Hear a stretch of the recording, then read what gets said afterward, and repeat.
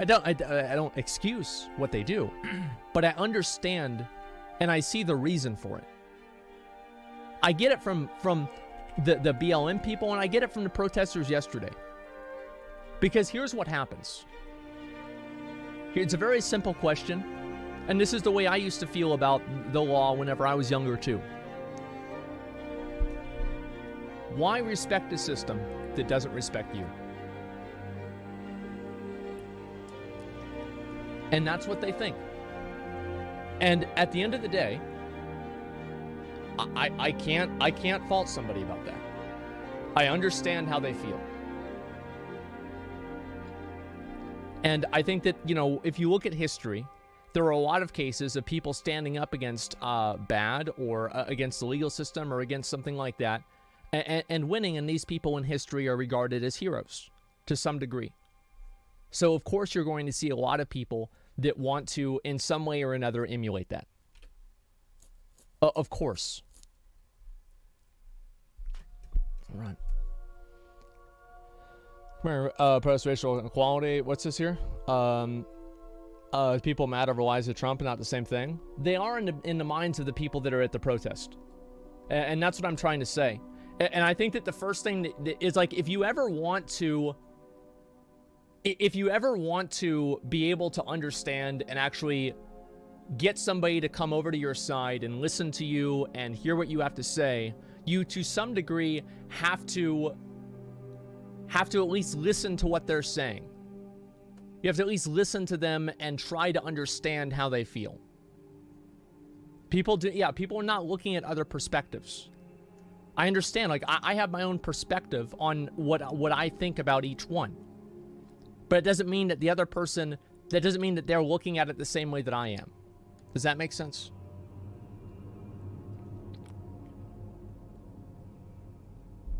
Here we go.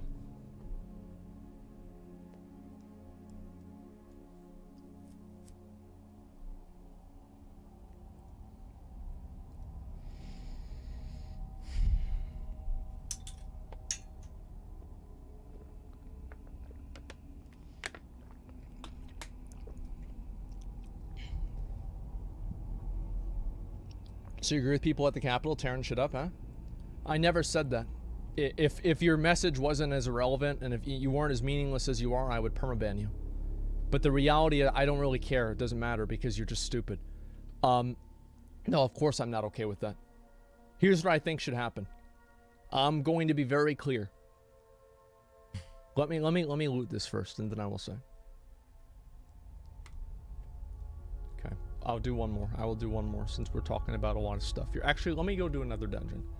I'll go do another dungeon. It's fine. Gotcha moment. So what you're saying is, so that means you. No, listen to what I'm saying. It's stupid. I think anybody who stepped foot inside that Capitol building yesterday should be charged. Anybody who stepped foot in that Capitol building, it doesn't matter if you were the one that broke down the doors. If you stepped foot in that Capitol building, you should be charged. I think anybody who is destroying businesses or looting things throughout this whole year should also be charged. That's my opinion. There's no justification. There's no rationalization that makes it okay. You follow the law and you do what we have all agreed as a society to do. There is a process to changing how things are.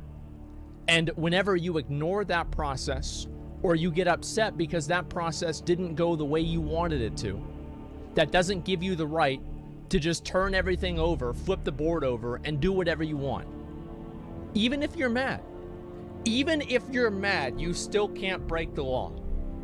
I know that might sound crazy, but it's true. You can't break the law even if you're mad. Now, I know that might sound insane, but it's true.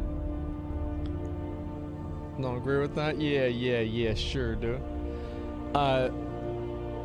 And Pence is right to call the National Guard. Love that guy. I'm not really a huge fan of Pence, but I think it was the right decision. I think that any sort of large civil unrest like that should be met with some degree of force to make sure that people know that this is not something that you can't just bully your way around and shit like that. You know what I mean?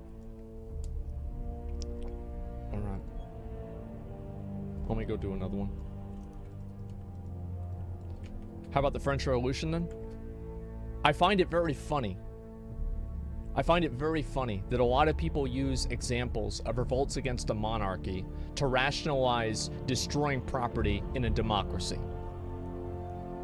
Of course people are going to revolt against the king because they have no other recourse. Of course they're going to do that. You can't vote the king out. You can't do anything. It's completely different. It is completely different. There is a process to getting things changed. I'm surprised the National Guard wasn't prepared to be out there firsthand. Honestly, like, I think this is... I don't think anybody expected it to get as bad as it did. I mean, obviously... You know, I don't think this is like some sort of like horrible fucking like day that's gonna live on in infamy. It's just another stupid fucking time in this day and age. Like, this is just, it's stupid. And I think in 5 years or 10 years or so, nobody's gonna probably write about this in the history books. It's just, oh yeah, there's this one fucking thing that happened and it was kind of stupid. I don't think it's gonna be that big of a deal. Maybe I'm wrong about that, but I don't really want to give those people too much credit. Okay, I think it's going to, it's not going to really stand the test of time compared to other things as well. Sinner comparing it to Pearl Harbor. Yeah, I saw that. I think it's complete hyperbole and it makes him look stupid. But regardless, there are many great and abhorred kings. Yeah, of course. I'm glad that we don't have a king here, though. I'm very glad. I'm not a fan of having kings. All right, it seems like it's pretty ripe for manipulation. Let's just say that it's ripe for manipulation. OTK? Oh shit. Ah shit. Okay, you got. All right. Okay. Okay. All right. Yeah, that is. Yeah. Yeah. That. Yeah. I mean, you know, it is. Yeah. Yeah. I mean, that is. You know, it is what I mean. You know. Okay. All right. There it is. People are getting pretty worked out. Can I start timing out the more vocal ones? You can time people out who are being abusive. If people disagree with what I'm saying and they want to give a counterpoint to what I'm saying or bring up another topic, sure, you don't have to time those people out. I'll listen to what they're saying as long as it's not fucking dumb or like they're not just like saying like saying that I'm saying something I'm not saying, right? If they're making a good faith comment, then sure, yeah. Even if they disagree, it's fine. I have no problem responding to people that are, you know, disagree with me. It's more or less the way that you disagree and, you know, what you say in your disagreement. That's what it comes down to. What's your opinion on Trump's involvement in yesterday's events? So every single time that you do a protest or something like that, are the people that organize the protest responsible for the behavior of everybody at the protest? And I think the answer is not yes or no. I think it's somewhere in the middle. Now, how much of it is Trump's fault and how much of it is not, I don't know. I heard, and this is what I've heard, I don't know if this is necessarily true, I heard that the cops literally opened the gates for the people to go inside of the Capitol building, or to go closer to the Capitol building. To me, whenever I heard that, that sounded like they did. That was a mistake. Whoever made that call should be released from the force. That's a huge fucking mistake. And unless I hear a really good reason why, that's the way I feel about it. They should be gone. They should just be fucking gone, man. And selfies with them. The thing is, I saw people taking selfies with like other protesters, like at the rallies. But the difference with the selfies and the rallies and everything like that, it's like if you're taking a selfie with somebody who's literally inside the Capitol building, that person is actively breaking the law. It's very different than taking a selfie with somebody who's, you know, out there on the street protesting. It's very, very different in my opinion. I passed on your side. What do you think would happen if people of color marched in a Capitol building like that? Who knows, right? I think that obviously, like, there most of the people there were white. Okay, like, let's be honest. I saw most of the pictures. Most of the people there were white. If black people, or, you know, the word people of color marched on it, I think that it would have been taken.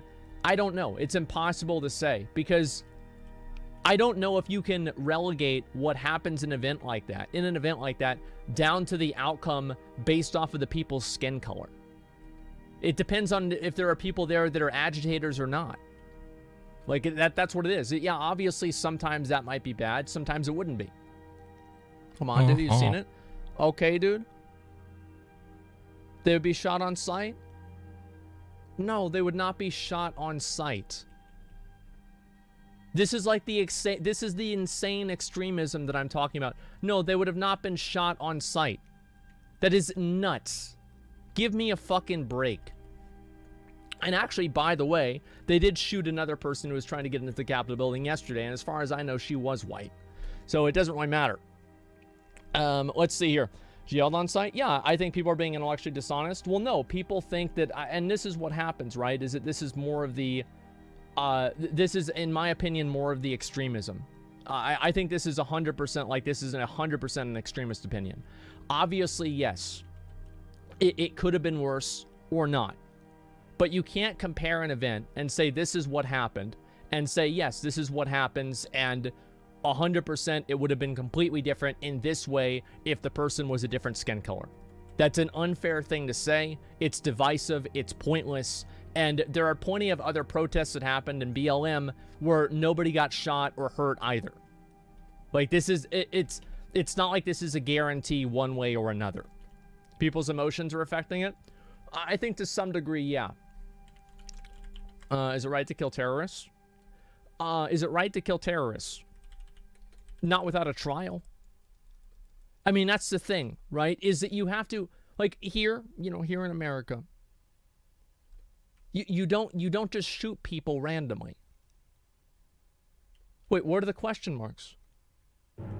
Are you kidding me? Who determines who a terrorist is? The person with the gun? What happens when they're wrong? Do you ever think about this? Do you ever think about what that really means? Like, yeah, well, are you kidding me? So based off of every single person's individual fucking decision or idea of what a terrorist is, that means that they can go and shoot them. And everybody has a different definition of this. Some people think the guys yesterday were freedom fighters. Other ones think they're terrorists. So can half the people shoot their guns or not? What happens afterwards whenever you look and see what the actual reality is? We have a system for dealing with people that break the law and are threats to society. Use the fucking system.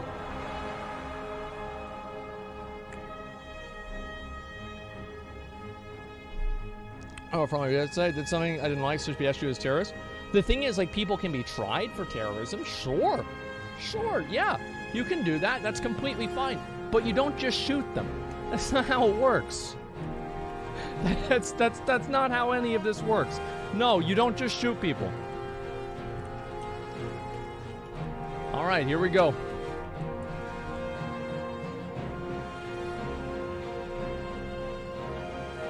If we tried the Nazis, we can try everyone else. Yeah, we tried the fucking Nazis. You think they can't handle a few K-Konas or a few looters? We can't try a few looters, but we could handle the fucking the Nazi leadership? Come on. We can do that. We've done it before. Give me 1 second.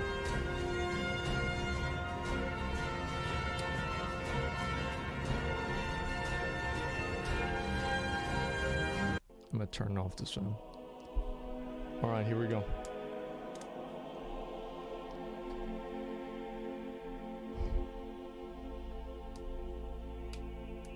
What about whenever the U.S. invades other countries like Iraq, who's making the terror? I was always against the Iraq war. I was always very against that. I thought it's a waste of our money. So yeah, I think that. Yeah, I'm against that. Yeah, I think almost everybody was. Like, it's a waste of our money. It's a waste of our fucking money. Like, we're gonna go over there.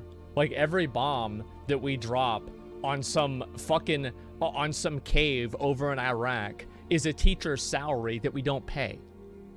It's a raise that we don't give. It's a entitlement bonus for welfare for a person with kids that they don't get. It's not like there's infinite amount. There might be infinite money because you can print as much of it as you can, but there's not infinite resources. Resources are finite. And you're wasting them. That's what I think about that. I care about money, not the innocent. I care about money, not the innocent that died. Well, it's not good either. But what the actual impact is, if somebody dies somewhere over on the other side of the world, this doesn't affect me. Like, and that sounds like a cold thing to say, but it's the reality. That doesn't affect me. Like, what does affect me is whenever my government takes my fucking money and uses it to go blow shit up for things that I don't care about. Yeah, it's harsh but true. Yeah, it's harsh but true. Let me do one more. Let me read a few more of these. Read a few more comments. USA went to Iraq for their personal interest, period. I agree with you. I think that's what happened too. I completely disagreed with it. I think that a lot of people became very disillusioned with the government whenever that happened, including myself. Oil? Yeah, I think so too. Money can't be printed infinitely. It makes its value worse. Well, that means that, no, that's two different things, right? Money can be printed infinitely. Value can't be created infinitely. That's two separate things. You know, we have a fiat currency. You can make as many dollars as you want, right? As long as you have paper. I left Iraq in ruins, creating even bigger reason for the division between the West and Middle East. Yeah, and it left a opening for ISIS to come up. And so it's like, it's almost like, basically, what it seemed to me like, this is what happens, is that it's almost like they did it on purpose so they can have a reason to keep doing it. I don't know, right? I don't know, but I usually assume this might be, you know, maybe I'm a conspiracy Andy for this. Whatever you think. If it makes sense, and it makes sense for the people that are in power to make money off of this or gain some sort of power off of it, I usually think that's actually what happened. That's actually probably what happened. Yeah, Occam's razor. And I don't think that it's necessarily like a big, they don't get together in like, you know, a dark room in the basement and talk about how they're going to ruin other people's lives or how they're going to, you know, advance the military industrial complex. I don't think they're going to do any of that. I think they just sit there and they do what's good for them and they cooperate with each other unintentionally many times because that's what they're doing, is acting in self-interest. All they're doing is acting in self-interest. Give me 1 second. Let me take a drink. That's a self-serving narrative. Yeah, it's a self-serving narrative. Wait for America to invade America. I think what happens is, I think a lot of this is also kind of overblown to a certain degree. A lot of the division stuff. I think a lot of people... There is a artificial parity between people's opinions of things that's created by the media in order to create distress and discord and strife in the community everywhere. The media is financially beneficial for the media to have riots happen. Just think about that.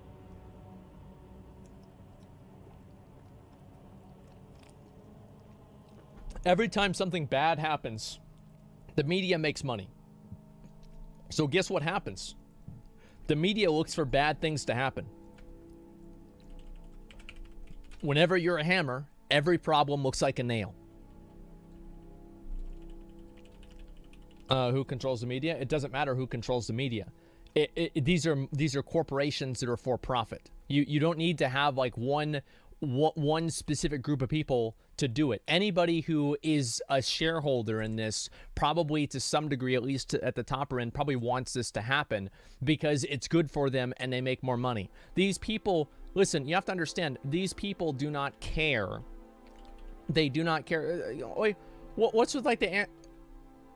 What do you think? The Jewish people are the only people that can do something wrong? Get the fuck out of here. Fuck out of here, morons. Anybody can do stupid shit. It doesn't matter. They don't have a monopoly. Like, nobody has a monopoly on being greedy and doing bad things. It's so stupid. So anyway, what was I saying before? Let's see here. What if the media was non-profit? I think that would be different, but I think people would still want to promote those kinds of things because the attention is a reward within itself, and the attention can be made to be profit in other ways. But anyway, what I'm saying is that I think that the media creates this idea that there's a lot of people out there that are okay with, let's say, like storming the Capitol building. I think that if you were to go out almost anywhere and talk about what people think about this, almost everybody would be against this. Now, this is just my guess, right? But I've been alive for a long time. Unfortunately, I'm fucking old now, right? And on top of that, I've gone out and I've seen that. Most people usually agree that they don't want to see people breaking the law. They don't want to see these things happen. There's no 50%, there's no 50-50 here. This is like a 95% agreement with most people, except for the fucking fringe 5%. It's a fringe 5%. And the fringe 5% are being blown up in the media as if they're half the population. And they're not. These are nutballs.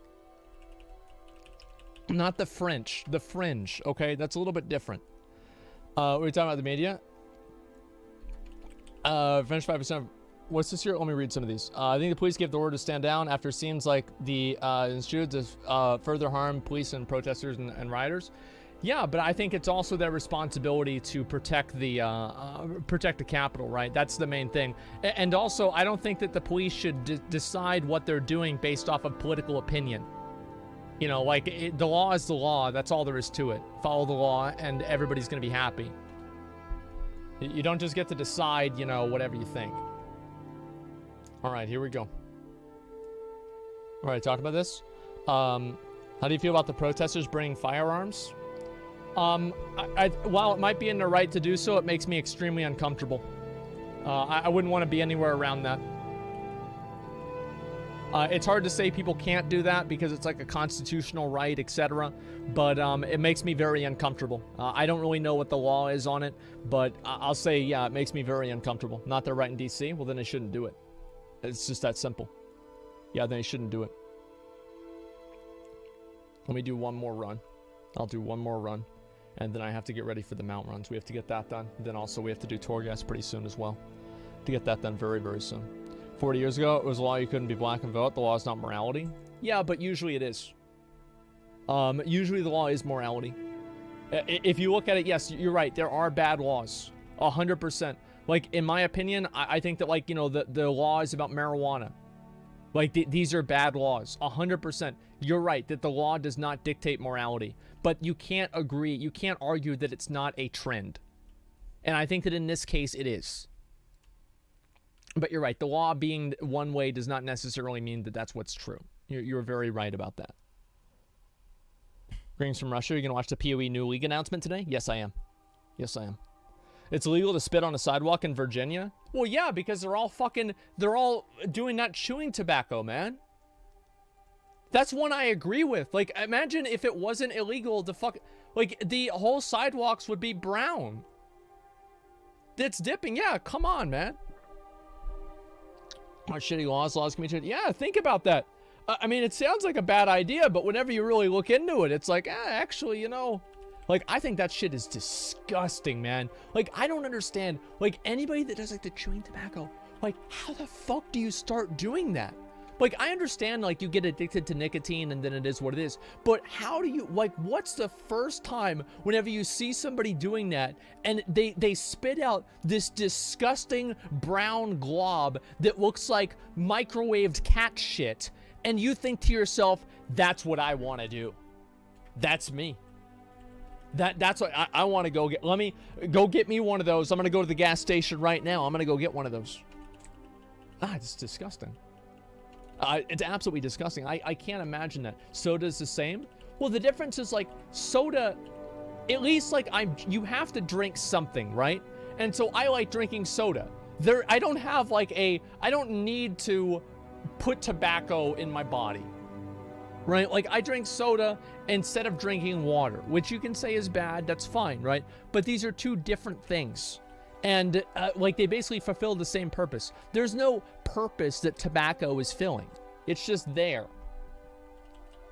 I don't know what to say, man. Soda's worse. I don't know. I think that they're both really bad. Like, it doesn't matter which one is worse. But one of them, like, you have to have some sort of fucking liquid to survive. You never fucking need to have... You never need to have tobacco to survive. Okay? You don't. It's different. So it doesn't have nerve poison? I don't know. But regardless, I'm not saying soda is good. People always bring up soda as if that's like a counterpoint. Like, oh, wow, you drink soda. Like, yeah. It's like if you have a fat doctor and the doctor tells you that being fat isn't healthy, it doesn't mean that he's wrong. Like, it doesn't mean that he's wrong. Like, really, you use your fucking brain, man. Vaping isn't as bad, right? I don't know. I have no idea. I'm not interested in vaping either. I have no idea. And so I've never looked into it because I don't really give a shit, to be honest. Here we go. Soda doesn't harm people around you. I don't think that really chewing tobacco does either. Smoking might, but not chewing tobacco, as far as I know. Okay, I didn't get it. All right, we're doing the mount runs. Let's go. I'm ready. Actually, you know what? Is Jibu on? Oh, he's in fucking Torghast. Shit. Okay, I'll do some of the other mounts. I was going to do a Mechagon Peacekeeper run. I felt lucky today. But, you know, not going to happen, I guess. Let me get back over here, and we will go and try to get some of these mounts, guys. Let's go. Vaping is 10 times worse than smoking. I know it's because people vape everywhere at my school. I have no idea. I've never done it before, and I have no intention to. I don't like being around. Here's generally how I feel. I don't want to inhale any smoke for any reason. It doesn't matter, like, if it's marijuana, tobacco. I don't want to inhale anything. I don't want to have fucking... I don't want to be breathing anything in. Same, I hate that? Yeah, exactly, man. Okay. Beware. Oh, yeah. I was going to do Mythic Gul'dan today. He says he's almost done. Should I pop off and do Mythic Gul'dan? I think I could. I have gotten a lot of gear. Ever since yesterday, I have become much more powerful. Do you guys want to see? Give me 1 second. I'll show you. I'm going to port over. And you guys will see my power.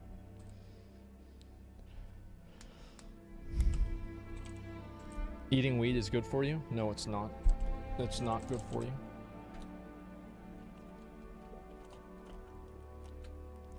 Okay. Take a look at this gear. So yesterday, I truly outdid myself. Many times when I'm being shameless, I don't really fully engage in true shamelessness. But yesterday I did what I needed to do. Yesterday, I went over to Storm Rage and I begged for gold. And I begged for enough gold that I was able to buy all 3 of the mythic BOE items that my warrior could equip on that other server. I then bought those BOE items and then made a character that was level 10 as an allied race, put those BOE items on that allied character's inventory, and transferred the character over to my server.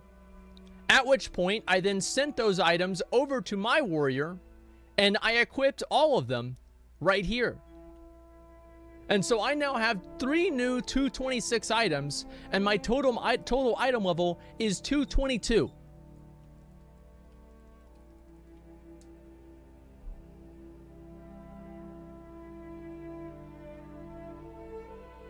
Yep. Yep, no. There it is, boys. There it is. I worked pretty hard on that. I figured it out. Still not top DPS. I bet I will be. Shoulders. Oh, and I got my shoulders too. Let me show you guys real quick. I've got to upgrade them. I haven't done enough PvP to get it done yet, but I do have to upgrade these. They're 207 right now. I'm going to go up to 223 probably item level this week. It's going to be insane, man. World first tactics without the actual world first. Well, listen, it's the world first time that my item level isn't embarrassing in the expansion, so I think that's good enough. Okay, I'll go with that. What's up, Asma? What's going on, dude? Hey, Scrappy Joe. It looks like you showered, man. I'm proud of you. Thank you, man. I'm proud of myself as well. Let me go over here. I want to read some of these donations here before I get too far ahead of myself. Would you ever go on Joe Rogan podcast? I mean, who wouldn't go on Joe Rogan podcast? Of course I would. Yeah, sure. Any chance for an unban? I sprogged out, but I didn't attack anyone else's opinions. Just message a mod and they can take care of it, man. I'm not going to deal with it right now. I agree. Now that I'm new here, I don't know your opinion on certain things are, but I was Trump supporter, and for my own reasons, I condemn the actions of the people yesterday. I think almost everybody feels that way. Like, you're not special because you feel the way. Almost every single person condemns what happened yesterday. I would say like 95% of people look at what happened yesterday and they say that's bad. And then the remaining 5% of people think to themselves, oh, well, because BLM did it, then we can do it. Which also means, by the way, that they don't think that it's good. They still think that it's bad. They just think they can do it anyway. No, everybody thinks that it's bad. You're not special. And it's a good thing to not be special there. America's built different. That's true, apparently. I'm in a U.S. infantry veteran. Our intelligence group would break social media so the mass couldn't congregate and hold up strategic counterattacks in reference to tyrannical government. Social media is an effective tool for the mass to organize. Of course it is. It's extremely powerful. It's extremely important. That's why the companies are worth billions of dollars. They wouldn't be worth billions of dollars if they weren't powerful and important. Loving all the Rust streams, dude. Thanks for keeping us all entertained through these crap times. Terenza, thanks for the $2. I appreciate that, man. Good luck on the mount. If fascism didn't exist, Antifa wouldn't exist. Antifa is a self-defense movement against fascism. I think that to some people it is, but other people use that as a shield to commit violence and vandalism and do other bad things to advance their own personal agendas. I think it's the same thing where obviously to some degree those things are true, but also to another degree you have people that co-op movements like that in order to do bad things as well. And I think that you can't say it's one or the other because to some degree it's both. Happens so often, huh? I think, yeah, sure. I mean, like, I've seen a lot of posts and things like that, and in general, like, I have no double standard with this. I think that the Antifa stuff is bad, and I think that the, like, that the Capitol shit is bad, right? Both of them are bad. It's not like only one is allowed to be bad. They're both bad. Yeah, they're both bad. That's all there is to it.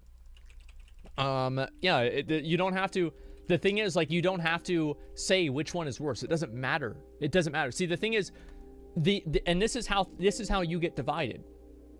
You get divided by thinking about which one is worse. It doesn't matter. They're both bad.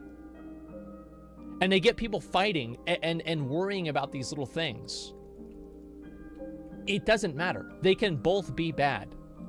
Two things can be bad at the same time.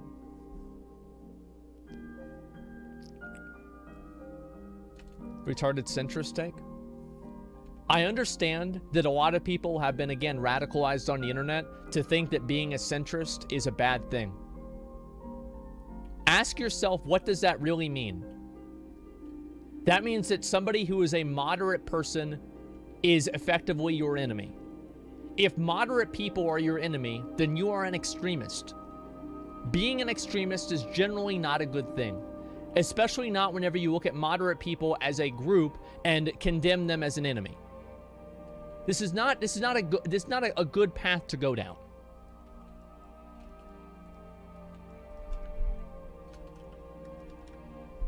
Let me make sure I have everything that I need. Now Goldan here. Goldan fucked me in the ass. He fucked me in the ass yesterday. But he's not going to do it again. He will not do it again. I will not be fucked in the ass by Goldan a second time.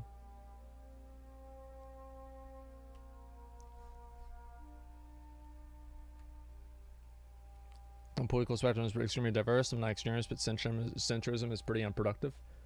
I think most people are centrists. And I think also People that don't adopt an extremist stance are usually assumed to be centrist, even whenever they're not necessarily centrist in the first place, just because they're not as extreme as the people they're talking to. I think it's just something that's used to bully people into adopting extremist positions.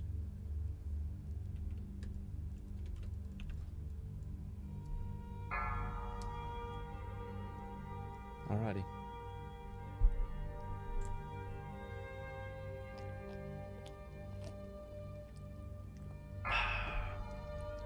Time to win. Time to succeed. Too late. I am unstoppable. All right. My will is unbreakable. Look at those big dick numbers. Look at those long dicks. Oh, you love it. Take that dick, Gul'dan. For Sargeras. You'll never escape my grasp. Okay. There it is. Behold, power. There it is. Given forth. There it is. I'll make no Okay. more distractions. He's already down past the first phase. Work to do. Can't see damage meter? There we go. Let's do it. Okay. Surrender. I may yet show mercy. Boys. I'm top DPS.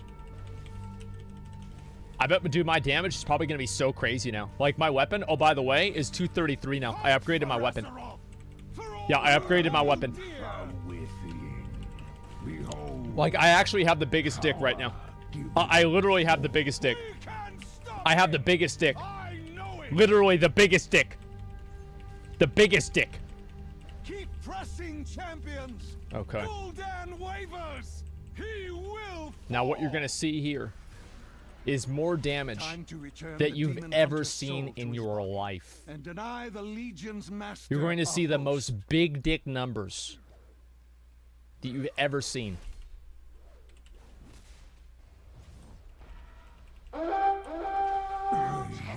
Gul'dan, hide in darkness incarnate. It cannot end like this. Behold the shadow of what is to come. The endless darkness that shall consume your world. You are not prepared. Let's go! Feel the power of the demon within. Big numbers. He's already 50%. That's how you do it. That's how you do it. Behold the flames of Azeroth. That's how it's done. Get him out of here. Yet claim this titan. That's how it's done. The biggest of dicks. The biggest of big dicks.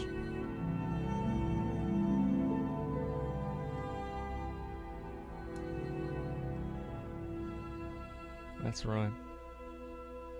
That's fucking right, bitch. That's fucking right. I honestly didn't think it was gonna be that easy. Well, I just dumpstered that guy. Holy shit! Holy shit, I got destroyed!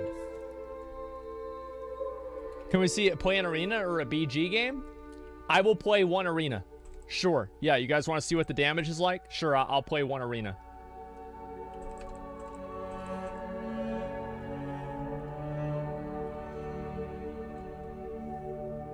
Entire armies have fallen by my sword. Look at that number. What chance could Look you at those numbers. possibly have against me? Look at those numbers.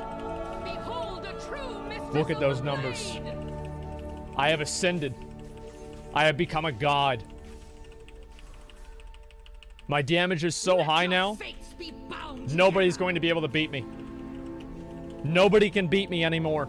I have so much gear and I can do so much damage that I'm Replicate. unstoppable. Come here, bitch. Look at this. I don't even take damage anymore. I'm beyond that. Look at this. Absolutely amazing. Solo queue 3v3 arena. I don't think it's going to turn out the way people think it will. I think that if they're going to do any sort of solo queue, they should do a RBG. That's what I think they should do instead of like anything else. Like do an RBG solo queue, focus on that, and then think about what's going to happen afterwards. That's my best advice. Inconceivable. Inconceivable. I am the best. Apparently not. I will try one last thing before we go over and we do the mount run. At long last, the battle Shut up, bitch. I will try. I will try to defeat Mythic Kill Jaden. I want to try to beat Mythic Kill Jaden.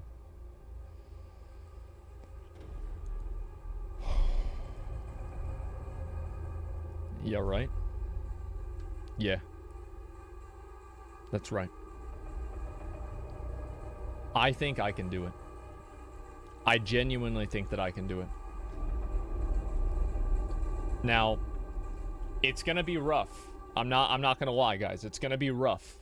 But I genuinely think that I can do it. Solo. Did you kill Mythic Fallen Avatar, though? No, I'm gonna kill him, then I'm gonna kill Jade. It's easy. I just kill one, then I kill the other. Problem solved. Let me get rid of both of these. Why is the US so dumb, though? Why is the US dumb? It's pretty simple what happens. The US is dumb because the media reports on the dumb people. Most US people are not like that dumb. Like, there's one thing, like, you can say, like, US people don't they don't know shit about geography, all right? The only thing that they know is where the country is on the world, right? There are dumb people in every country. Reality is there are dumb people in every country. Is the US really that much dumber than the rest of the world? It's hard for me to say. I don't really know. I personally think that there could be a certain degree of that, but it's probably not as pronounced as people believe. I think that the media reports on people that are stupid in order to further their narratives that they're trying to push, and that makes people think that that's the norm. I don't really think it is the norm, personally. Or people just wanting to express their stupidity. There's that too.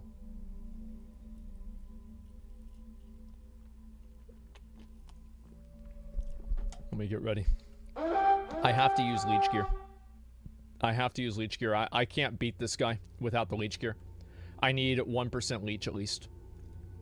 That will heal back a certain amount of my damage. And I'll see if I have any other leech that I can put on my gear. Fuck. Actually, I don't. Ooh. Maybe I use this? That's pretty good. I think I'm going to pick that up too. That's 3% leech now. Okay, good. And what else can I use for leech gear? Because I need to make sure that I use as much of this as possible because of how much damage this boss is going to deal. I don't have anything else that I can go with. And I can also use my Heart of Azeroth essences as well, but I don't think there's any essences that are really going to help me. I'm just going to go with this one for now. It's not that big of a deal. Okay. Let's do it. Can we solo Targus? Oh, Mythic Argus? Can you solo Mythic Argus? I don't know. Like, I really don't know about that. I think it's a possibility, but it's not really like a no. Yeah, some people are saying that's a big no. I don't think it's a big no. I think it's just a no. Yeah, it's just a no. He resets when you die in the last phase. Oh, well, then it's not gonna... Yeah, you can't do it then. It's not really because it's hard, though. It's just bugged. Okay, let me get ready and do this. Beware. I'm gonna do my best. Can't even solo Mythic Argamar? Oh, yeah, you wouldn't be able to solo Mythic Argamar. That's actually true. Lucid Major gives you Leech. Lucid Major gives you Leech. Let me see here. Oh, that's a number. That's a flat number. See, what you want to look for if you're trying to solo things and you're using your Heart of Azeroth is you want to look for percentage gains. So Blood of the Enemy is really good because 25% crit chance is as good at level 1 as it is at level 60. But whenever you're looking at a flat damage number, then it's not as good. That's what you should do. Okay, let's get ready. Beware. Cloak enchant for Leech. Actually, that's a good idea. Do I have that? I don't. Shit. Okay, I probably should get that soon. All right, let's go. Yeah, I'll probably just get 2 cloaks and then just have one like that and one not. All right, I'm just gonna pull the boss. Who gives a shit? I'm just gonna deep dick. I'm just deep dicking. I'm just purely deep dicking. Purely deep dicking. 100% deep dicking. See, obviously he's afraid. He's afraid of what I can do. He's afraid of my power. My strength. My ability. My attacks. My damage. Now we have the cock boys coming in. We have the cock boys coming in. You know what that means? That means we sweep our strikes. He throws the ball at me. Do you think that matters? Do you think I care about a ball? Do you think I give a shit about a ball? It doesn't matter to me at all. I just heal through all the damage because I have 3% leech and I'm doing legacy content. I do so much damage. Each attack is a full heal. Infernal burning. He's about to get an infernal big dicking. Look at this. Am I taking any damage? No, because I don't want to. I turn damage off. They can't beat me. I'm gonna stand in this one to just minimize the amount of infernals I have to deal with. There's no reason to deal with more infernals that you don't have to. I never even went under 0 health or 100% health. And you guys think that I can't beat Mythic Kill Jaden. You think that I can't deep dick Mythic Kill Jaden. You're gonna find out. They just sat there and watched. They saw what I did. They didn't want any of this. They were afraid. Why is he doing this? Just to see if I can. I want to see if it's possible, man. I want to see if I can do it. Alright. Wish didn't ever need to stop on politics. Video games used to be my escape from reality. Yeah, I think that for me, like, I've always done a stream. I've talked about a lot of different stuff. I know some people don't like talking about politics. Other people do. It just really kind of depends. I like talking about some of these things because I feel like what I say about them is something that needs to be said but isn't. That's why I do it. And I see a lot of people that have these like super crazy like dumb opinions, and I'll read them and I'll be like, well, I don't want to. I want to go out and I want to say, you know, what I think is true and what I believe instead, right? Because I just see so many people that are just saying dumb stuff. You know, I just dumb. All right. Super thankful you addressed it. Yeah. It's your manipulation plan. You don't actually care. Well, why would I care if what am I manipulating people into doing? Like, what is my grand design? What am I trying to do? This is my opinion. All right.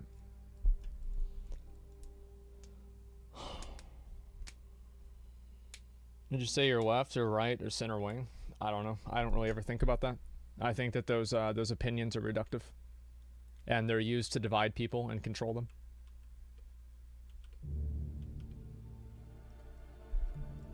All right.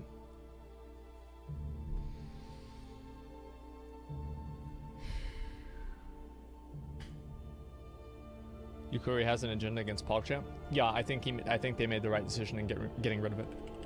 I do. I know that might be an unpopular opinion, but I think it was the right decision.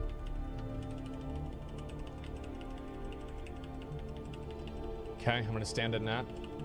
So I stand right in here. This is so she can't actually attack me, and my knockbacks won't actually knock me back. So I'm gonna get knocked back right here.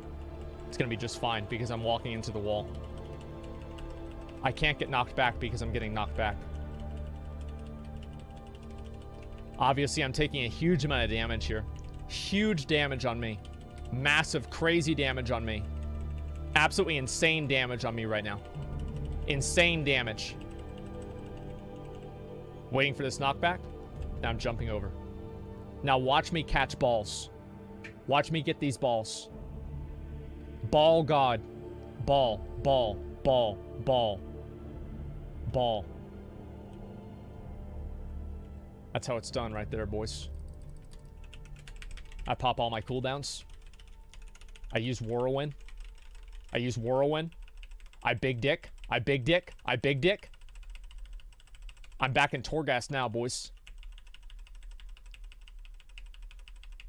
And people think I can't beat Fallen Avatar. Hilarious. Hilarious.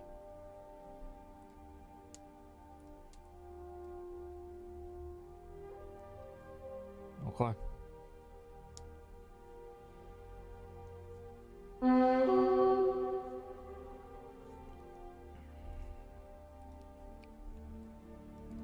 Torghast Towers win.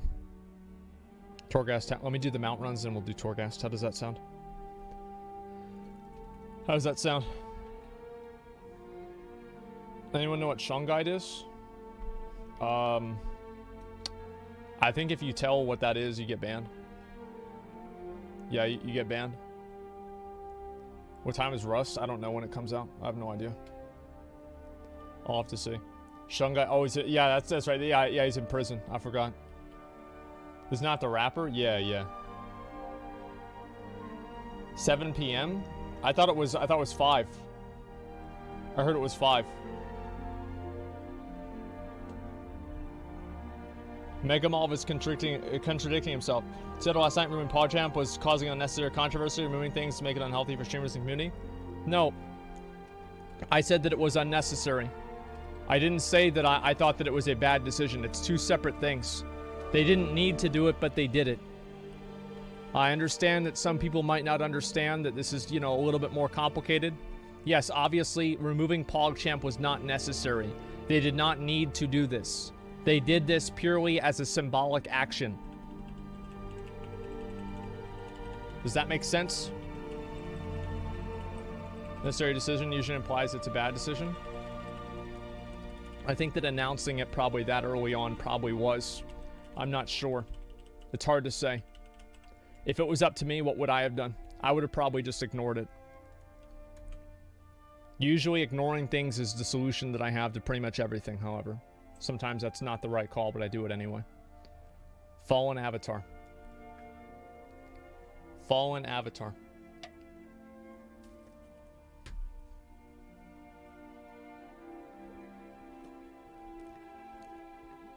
They got rid of PogChamp because of Twitch PC culture?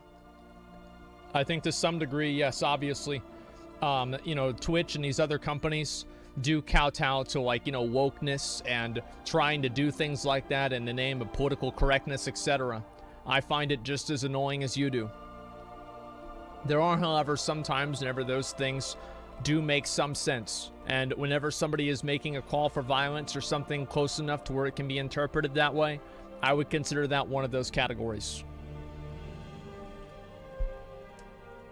Alrighty.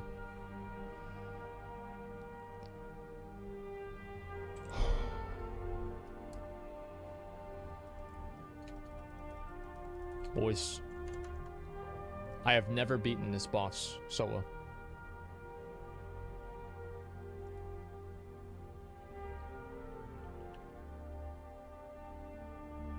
Let's go.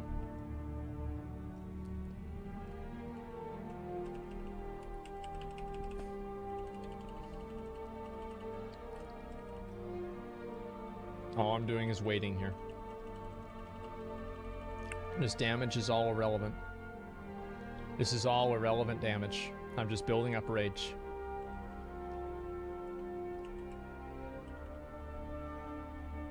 Okay. Now we do damage. It's time. Okay.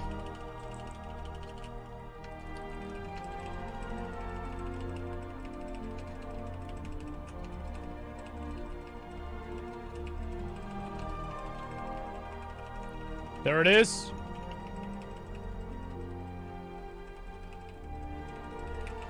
Come on. I need the biggest damage possible. The biggest damage anybody can imagine.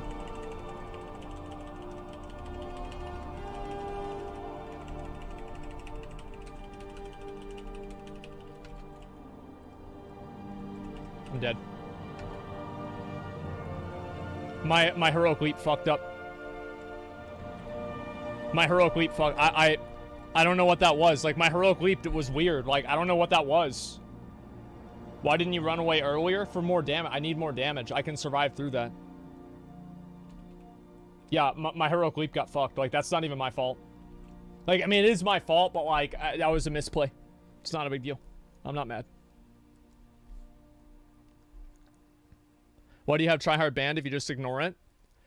Because I think that there is a connection. It was created between tryhard and racism that's used all the time on Twitch. If I said monkey and people put tryhard, obviously what they were doing was racist. And there wasn't a correlation that had been created between PogChamp and right-wing conspiracy theories. It's a stupid analogy for you to make. I can't believe somebody would think that. Use D stance during the explosion. I have to use big D stance, which is battle stance, by the way. I can't afford to do that. Okay. This is the win right here, boys. That's not good. It's not a big deal, but it's not good.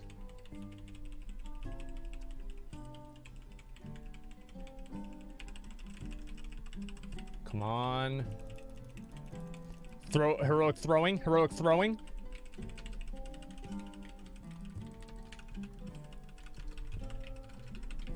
Okay. Let's take this bitch to the corner.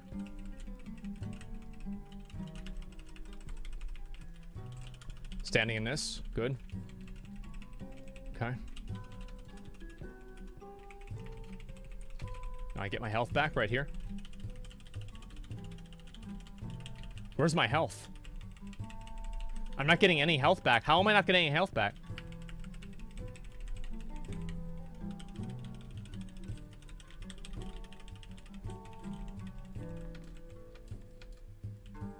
Okay.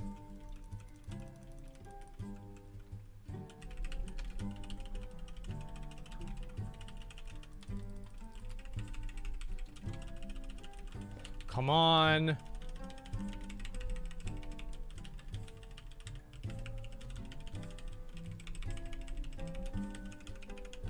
This is so bad, man. This is so bad. This is so fucking bad, man.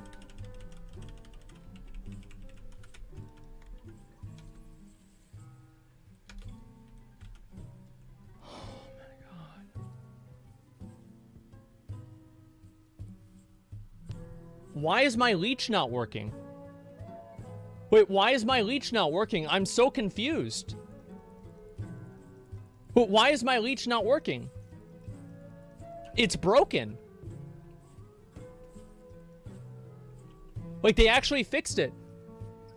Like, leech is not working in Legion. Yeah. I don't understand. Because of your hoodie? Yeah, right. You almost had it? No, I think that I'll get it. But, like, this is insane. I don't understand at all. I'm so confused. It was working? No, like, if I hit somebody, for example, like, my leech is healing me. Look at this right here. My leech heals me for 220 and 31. Does my leech, did I do 200, that's 3% of my damage. I did way more damage than 231. Like, 3% of 231 damage. Run impending victory? I might do that. We'll see what happens. Let me try one more time with drums, and then I will try with impending victory if that doesn't work either. Okay, here we go. Actually, let me just change it right now. Give me a second. Impending victory. Okay, let's go with that. That's going to be way better, and we'll also go with defensive stance. Yeah, everything else is fine. All right, we're good. Let's go. Let's do it, boys. It's time. Next breakpoint, use door shadows. That's actually a good idea, too. I didn't think of that. All right. This is an easy dub. This is the easiest dub of my life. All I need to do is do it. Yeah, they changed the way that Leech worked. Like, it doesn't scale the same way it used to. Blizzard is trying to shut me down. They can't, though. They can't shut me down.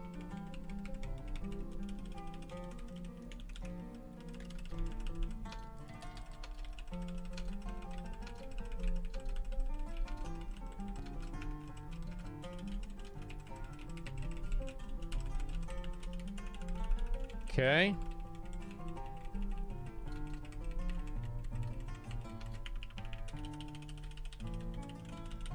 All right, we're doing really, really well. We're doing really, really well right now, guys. Really, really well.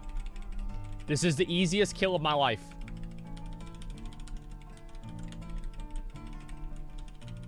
Come on.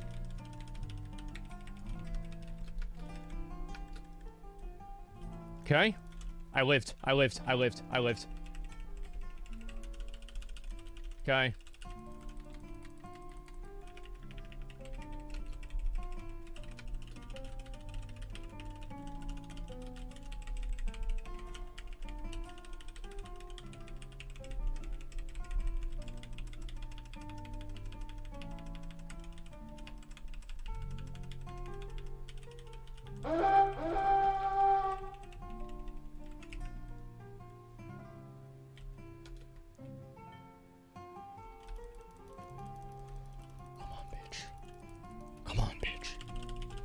Come on, bitch. Come on.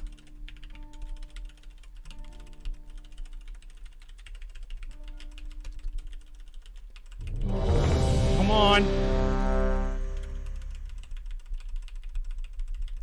Come on, man. This is it. This is it. It's over.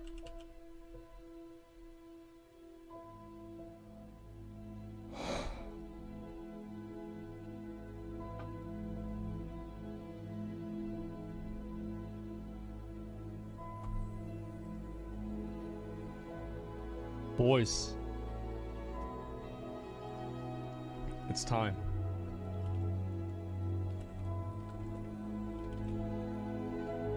It's time.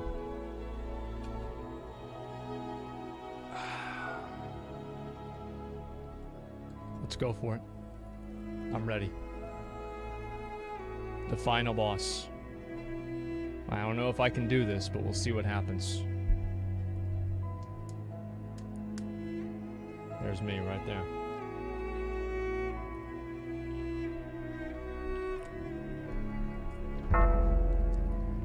Okay. It's time, boys. It's time. 60% for the believers. That's a lot of people believing. I'll be honest. Mythic Kill Jaden is a hard fight. Okay? Let me just say that. Mythic Kill Jaden is a very hard fight. I'm not saying I can't do it. I'm just saying it's a hard fight. Okay. We'll do what we need to do, though. We will do what we need to do. You're a wholesome guy. Much love, bro. Thank you, man. I appreciate it.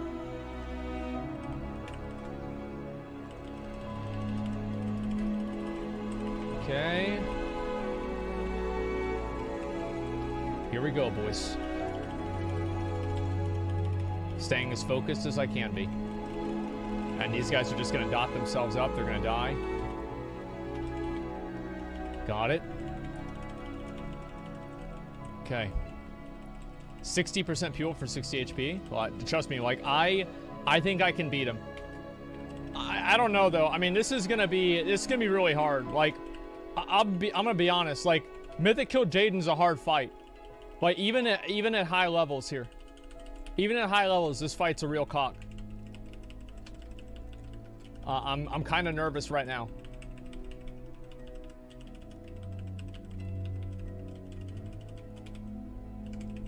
Okay. Here we go. No shot. We'll see about that, bucko. All right. Staying focused, staying prepared. Food. Let me at least get one attempt on him and see what this is what it's gonna take. All right.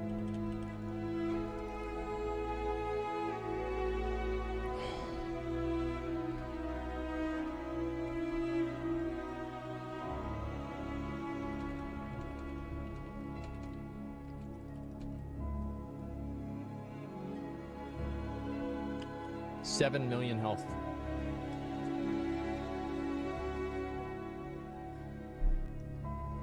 Somebody with that. This I don't know if I can do it. I don't know if I can do it. I'm getting nervous.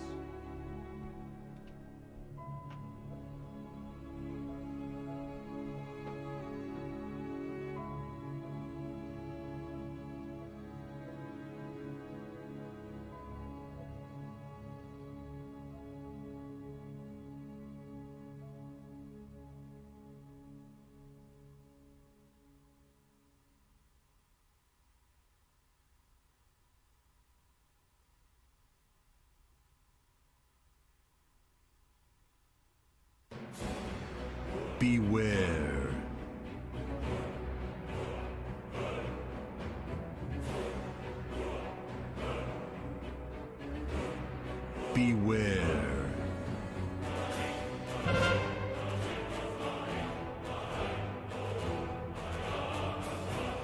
Beware.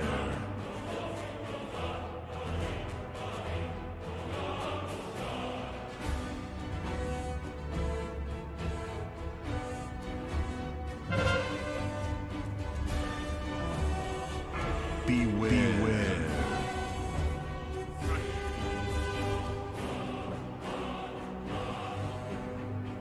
Wait, how long until he gives up? Man, what? I'm only gonna need a fucking one pole, dude, because I'm gonna just get his ass.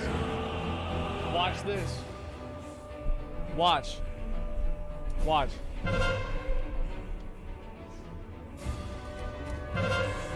Okay.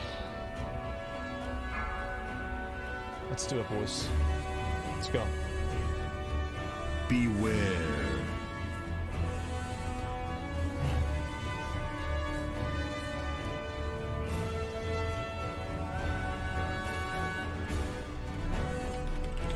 Let's go.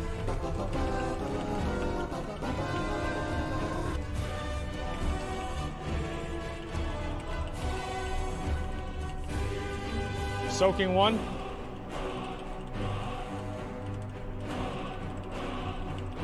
Pushing as hard as I can. Blade storming.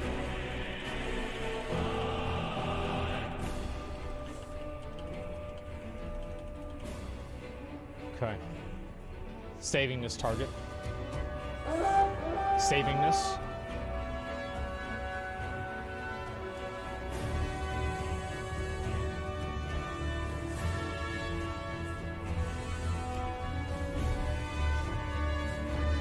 Moving out of this.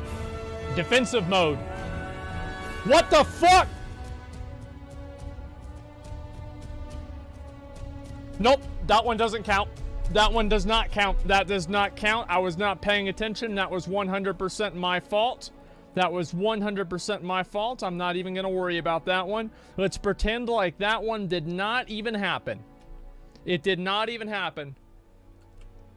Oh, I'm serious. It was a fake, it was a fucking, it was rigged, man. It was fucking rigged. I was 100% rigged this end. That was bullshit.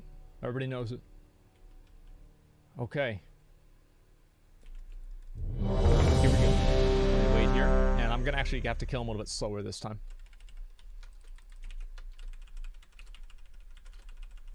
Okay, it's not good. I got a parry there. It's not the end of the world, but it's not good either. Where's Armageddon? Okay. Blade storming time. I'm gonna hold off right now. I'm gonna hold off on damage. I'm holding off on damage. I'm gonna make sure this expires first.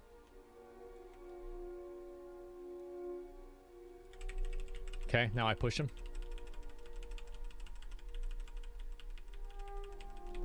Okay, there it is. I'm gonna save this so I can use the ability on him. I can heal. Healing right now. I don't even really need to soak, it doesn't matter. Okay. Now I do this.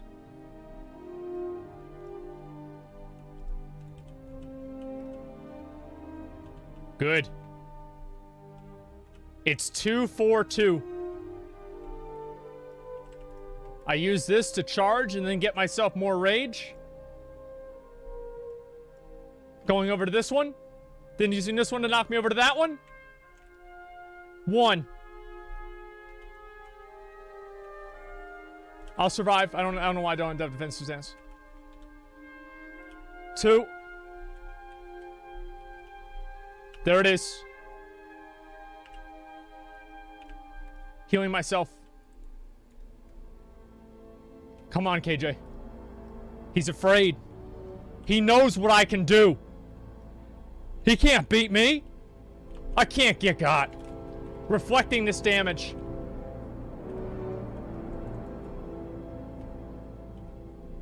Okay, using these knockbacks. There's only 2 of them here. This will be easy. I can survive this, no problem.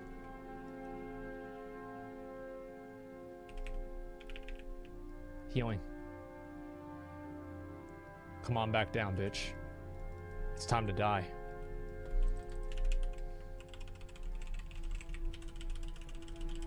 Let's go.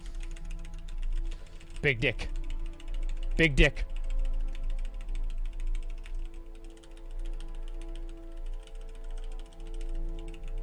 This is all me. This is all me. I need to do as much damage as I possibly can. Rupturing Singularity. Seems good.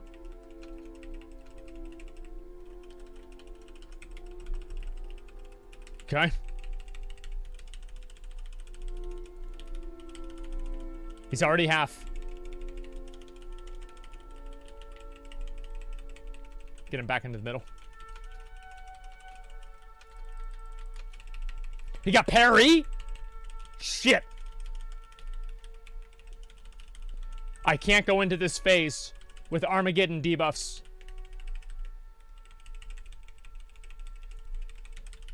Alrighty. I'm gonna stop DPS. I wasn't able to. This is really bad for me. No, I have to find Illidan. I have to find Illidan. Where's Illidan?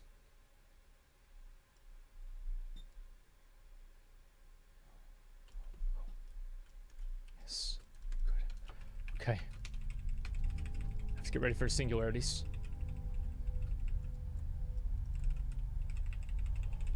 Okay. Good.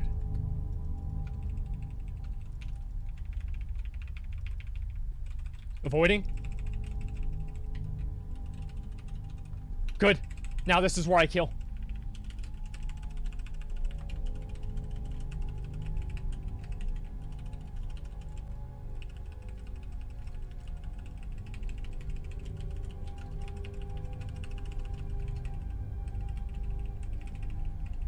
Ultra Instinct.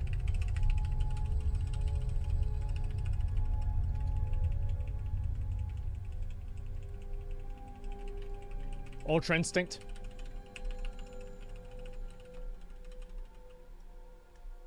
Okay.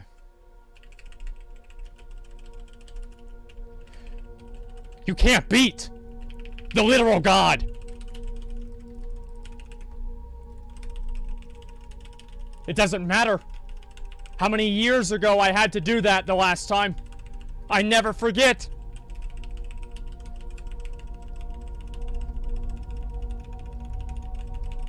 Where is he?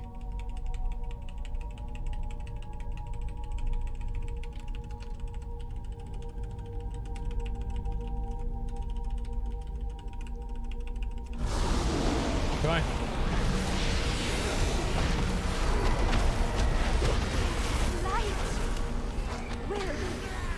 Hiding this. Fucking Christ, man. So much bullshit on the ground. And they said it couldn't be done.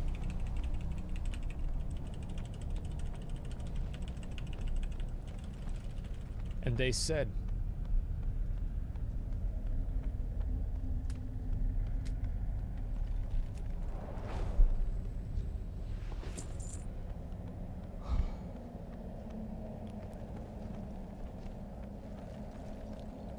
So the way that it works basically is during the transitions, that's the hardest fight. And the second part of it is going to be the hardest. So you have to be rotating 3 different things all at the same time. You have to be making sure that you're not in a purple area, which is a silent zone, while simultaneously making sure that you have memorized all of the locations for the knockback mechanics. And the knockback mechanics are going to be in the top right and then the back right. And then after that, you're going to be in the back left and in the front left. And then, so I knew that was going to happen. I used charge to counteract the 3rd one, and then I moved over to the 4th one, which allowed me to offset the knockback, and then I was able to manage the Illidan debuff and kill the ads throughout the entire fight.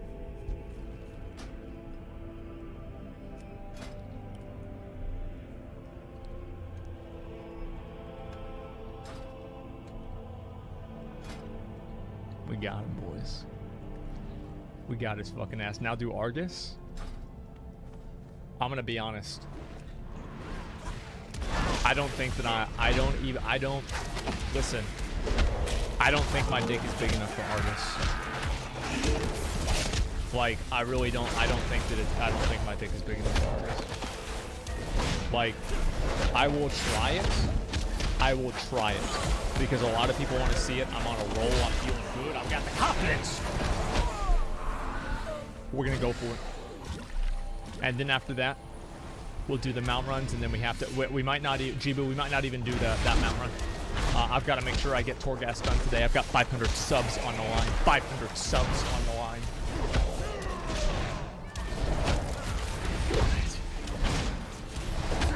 Item level 213. 2,000. Item level 2,000. You watching PoE? Yeah.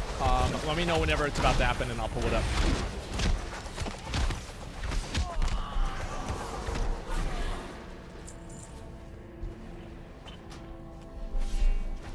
Let me know like 5 minutes beforehand, and I'll watch the trailer, and so I know if it's good enough for me to come up with an excuse to take a break from streaming. We'll find out. Alrighty, let's do it. When's the transmog comp time? It's gonna be on Friday, or no, sorry, not Friday. On Sunday, I'll do a transmog comp. The Rust server might actually be pretty fun. I might just do that on Sunday, but I could just do the transmog comp earlier in the day, and I could do it in EU, and I think that'd make the EU guys happier anyway. So we'll see what happens. I'm not really gonna plan anything out right now, though. PoE equals still a joke? Yeah, right. PoE is the best. It's the best ARPG on the market right now. By a mile. For like hardcore players. For a more casual player, I can see them enjoying Diablo 3 more, but overall, it is the best one for a hardcore player. Alrighty.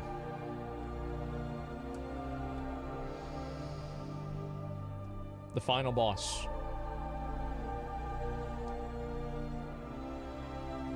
Final boss. Warcraft tonight? Not tonight. I've never played, but it looks fun. Confess. Yeah. One way or another. It is fun. Alright, let me go around here. I'm just going to try to avoid all these mobs as much as I can. I don't really want to have to deal with any trash mobs unless I have to. It just wastes time. You will confess. Okay, let's do it. One way. This is the guy that spawns it anyway. I need to get more of my reputations, man. My reputations are fucking garbage. Like, they're actually fucking garbage. Oh, I'm actually really close to being able to get a Court of Harvesters. A box. Holy shit, I didn't even realize that. Oh, I could actually do that today. Oh, wait, no, never mind. That's Maldraxxus, excuse me. I thought it was another one. Do you guys want to see an arena after this? See if I can, how much damage I do in an arena? Because I'm actually kind of curious. People say no? Okay, fuck it. Let's not do it then. Alright, give me 1 second. PoE announcement in 11 minutes. They're just gonna play a video, right? And so I can just pull up the video and watch it. How are you doing so much damage? Yep. That's right. I am doing that much damage. Getting out of the way there. That's true. Okay, getting back in here. This boss is really easy to kill. All it's going to do is just take a little bit of time.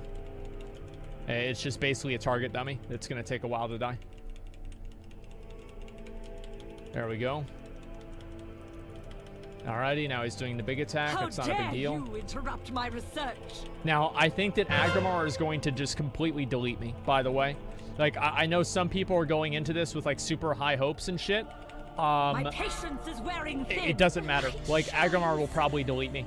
But we'll see what happens. Okay, I'll kill this guy right here. Beware. Right. Maximum damage. Already 57%. I think in the red phase, you'll just die. Why would I die in the red phase? How could I die in the red phase? You just kill him. What do you mean? It's the easiest phase in the game. Okay. Yeah, if they're just going to play a video, I can just wait till the video comes out and then watch it whenever it comes out. I think that's probably the smartest thing to do. Even here. Okay, what about A&R? I don't have to do A&R. I have to skip. I go straight over to Agrimar after this. That's the hardest one. The up and down red phase, you can't use the tree because it'll reset. Oh, really? Holy shit. Okay. Oh, yeah, of course it will, because there's nobody on its aggro table. Yeah, I won't die. Don't worry about it. Yeah, I can solve that problem. Just don't die. I think that they should increase a little bit of the scaling in the Legion dungeons and Legion raids. And they should have like a small degree of scaling in the BFA raids. Like, to me, I did, let me put this into perspective. I had more wipes on Heroic Gahoon than I had on most of the bosses in Castle Nathria. Heroic. It's insane. B-Man, what's up, man? Thanks for the resub, dude. Appreciate it. Why is he doing Antorus? I'm seeing if I can solo all of the old raids. And since I got a lot of gear, I want to try it out and see what's possible. That's why. I got, like, you guys need to see this. I'm going to show it again. This is all the gear I've gotten this week. I got this helmet. I got these shoulders that I'm still upgrading, obviously. I got this cloak. I got these bracers. I got this this ring here. And I also upgraded my weapon to 233. Like, I am balling out. Balling out right now, okay, guys? Keep that in mind. My necklace? Well, no, I use the necklace. Like, watch. Look at my health. I'm at 44k. Now I'm at 38k. The Heart of Azeroth is actually the best necklace in the game outside of Shadowlands. Which I think is kind of cool. Like, I actually think that's a cool thing. I know that might sound stupid, but I genuinely think that it's cool. I wish I get carried for gear. Well, you could just buy WoW tokens and do the same thing. It's fine. Yeah, you just buy WoW tokens. I guess we'll kill this guy here. Whole chat wanted to see your damage in arena. No, they didn't, because if all the chat wanted to see my damage in arena, people wouldn't have said no. They did. That's why I'm not doing it. Okay. So here we go. We said yes. No, some people did. Some people said yes. Most people said no. Enough people said no that I just didn't want to do it. Okay. Which comp did you play in arena? I played Paladin and Paladin Mage Warrior. Alright. Pull it? It's not important enough to pull. Like, it's just like I was gonna queue like 3 games of 2s. Like, it's not the end of the world one way or another. Okay. Oh, they actually are already polling it. Okay, a lot of people are. All right, 65% says yes. Okay. Fuck. All right. We'll do 1 game after this. Let me finish this up, and then I'll do like 1 or 2 games. Then I want to get the mount runs, and we're gonna do Torghast. Now I know there are some videos you guys wanted me to watch, and I'll take a look at those probably after that. Look at the poll. I see the poll.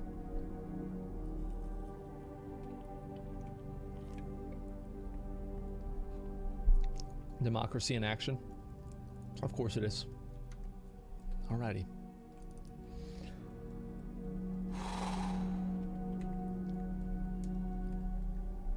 Now this boss right here is probably going to completely destroy me. I want to say that.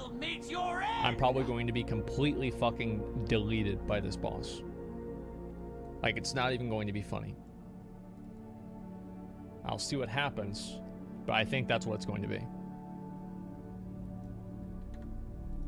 All right, let's go.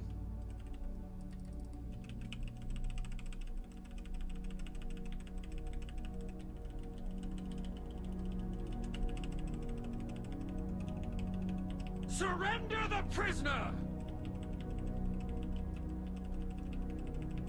Bleed for your crimes! Beware.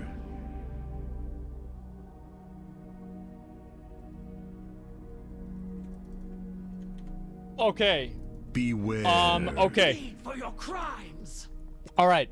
I'll do 1 more attempt. I will do 1 more attempt, and if this goes the way that I think it will go, we will go ahead and do the arena and do this other stuff, because I want to do that anyway. Add the knockback. Yeah, I can charge back in. It's not that big of a deal. Beware. That was kind of my fault. I actually just didn't remember which one was which, so I'm going to try to keep that in mind this time. Okay. Beware.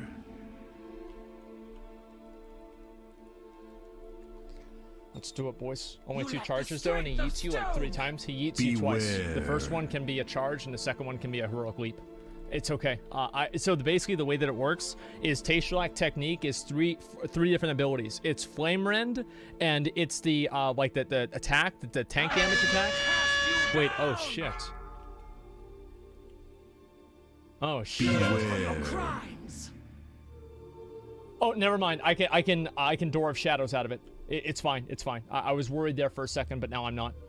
Enough! Your suffering will be a Okay, let's try and do it testament here. to the Master's wrath.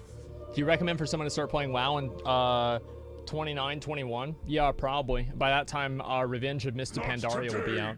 And, you know, you'll have so many abilities that you'll need to have 3 keyboards to hit them all. Go, mortals. I will hold her off. PoE announcement in 4 minutes. Okay. Let me do one more attempt on this boss, and then we'll take a look at the PoE announcement. Okay. Yeah, this guy's really hard to kill. Like, soloing this guy it's a real cock.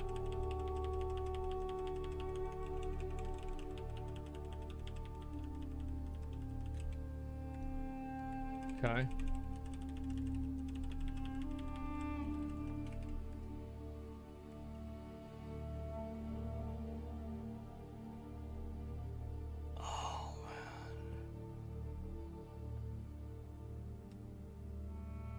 I tried, man. I tried to get out of that shit. I tried my best to get out of that shit, but like... How much was that? I don't know. That was, it was a, oh, the damage. It did 50,000 damage to me. 50,000 damage in one hit, man. Like, I don't think you'll be able to solo this until like next tier, unless you do like everything perfectly. Okay, give me a second. Let me pull up the PoE thing, okay? Alrighty. And see if I can find it right here. And where are we? Make sure I've got the right thing up. Okay. Here we go.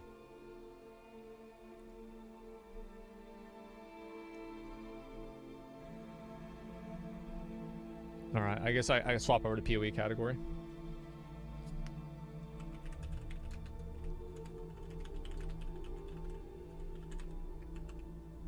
Okay.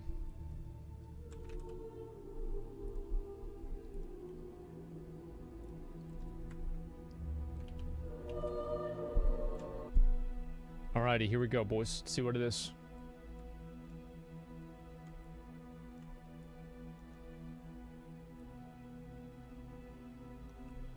Alrighty. And got pretty much everything I need. There we go. Let's do what we can.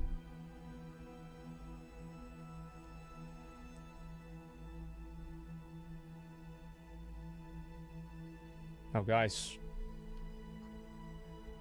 Hopefully this is going to be good. Hopefully it will be a good announcement not following them. I didn't even know they had a Twitch channel. I usually just take the video at the YouTube. Watch the YouTube video later on. Yeah, I usually just don't. I don't really follow a lot of channels on WoW in general.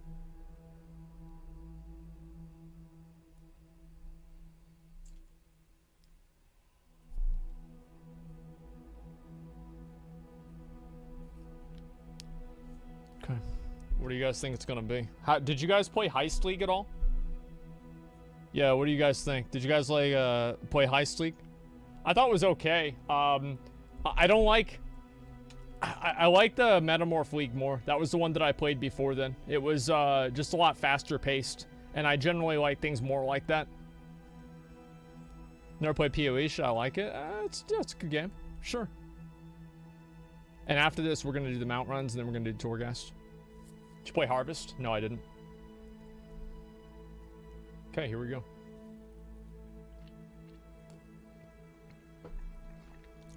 $40 seconds left, boys. Let's see what it is. I don't like taking shit out of maps to complete. Yeah. It's like usually making the game, like, I don't know. It's complicated. It'd take me a while to explain like kind of how I feel about it, but I just hope this one's gonna be good. That's really all it comes down to. Is as long as this one's good, it gives a shit. Best devs at all time. That's what they have going for them. Yeah, these guys are very responsive to the community. I feel like most people are pretty positive towards grinding gear games in terms of like their response to the community and what they do. Need to Torghast State yet? No, I'm gonna do that very soon. All right, here we go. Oh. Beware what you ask, nomad. Curiosity is a charming trait until it is not. Curiosity. Information will be volunteered, not coerced. It will create more questions than it answers. What is this guy? When at last their shadow is cast upon the firmament, it will take more than you can possess to bind and silence the screams within your mind. God damn.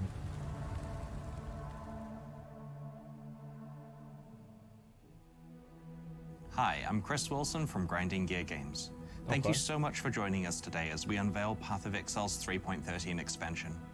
That's this release cool. contains everything you've come to expect from a Path of Exile expansion release. A new challenge league, new skills, new items, metagame rebalances, and an endgame content update which will leave a lasting impact on Path of Exile. Wow, look at that. Our team have been very hard at work over the last few months, and Look we've at got the a lot art. of It's our sleeves to An share with you today. unexpected But before result we jump is in, an we wanted to mention that experiment's Twitch drops greatest are enabled for the reward. duration of this live stream. Thank you Below for the your stream, you'll find the assistance. instructions to link your Path of Exile account to Twitch, so Oh, that you're yeah, eligible I don't know how to receive do that. drops. 2020 was certainly a difficult year for development, but it was also one Yes. that saw a lot of big things happen with Path of Exile. In late 2019, we held our first ExileCon convention. This where was we a announced really several big deal. projects, including Path of Exile 2 and Path of Exile Mobile. I'm kind of sad I Throughout didn't go to 2020, that. we developed 4 major expansions: Delirium, Harvest, and Heist, as well as the one we're going to unveil today. There it is. We launched on the Epic Games Store and released our Vulkan renderer and a macOS client for Path of Exile. We're really That's a proud lot. of what we achieved last year under difficult conditions and can't wait to continue the journey with you through 2021, where we expect to reveal much more about Path of Exile 2 and Path of Exile Mobile, as well as 4 releases for Path of Exile, including the one you're about to see. It's a cat. Thanks again for being here with us. It wouldn't be possible without you. I know. In today's live stream, we'll kick things off with a 3.13 announcement trailer, then take a deep dive into exploring the new expansion's content and features. Okay. Once the reveals are wrapped up, we'll launch into a live Q&A. We'll do where the first, community streamer first Ziggy 4, D will and ask then we're me gonna move questions over. from Twitch chat, so be sure to get your questions ready. Once the Q&A is over, Yeah, we'll Ziggy be used to jumping make into an content episode for of the Path of Bay Exile Class forever. podcast, where Taki Cat and his crew of Path of Exile veterans will discuss today's reveals. I'm sure you're keen for me to stop talking and start revealing the new content, so let's jump right into the 3.13 trailer. All See right. you on the other side. Here we go. Let's see it. True. Yeah.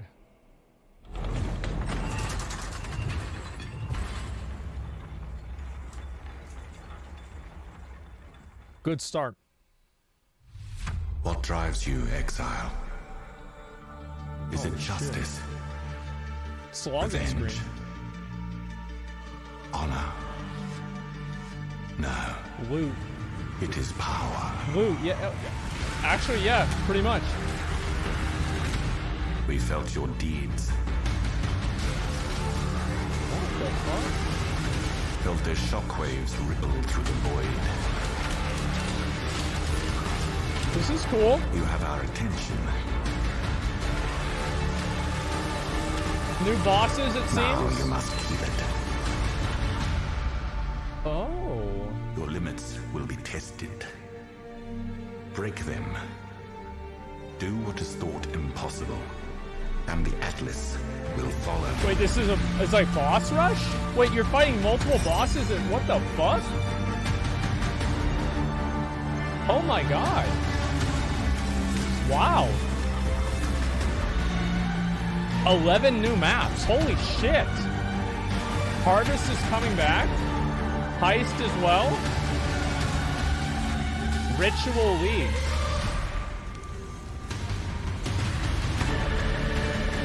Oh wow.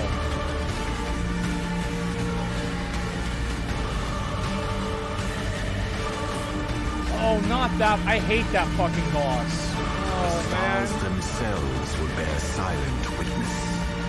These are, yeah, these are like all different bosses at the same time.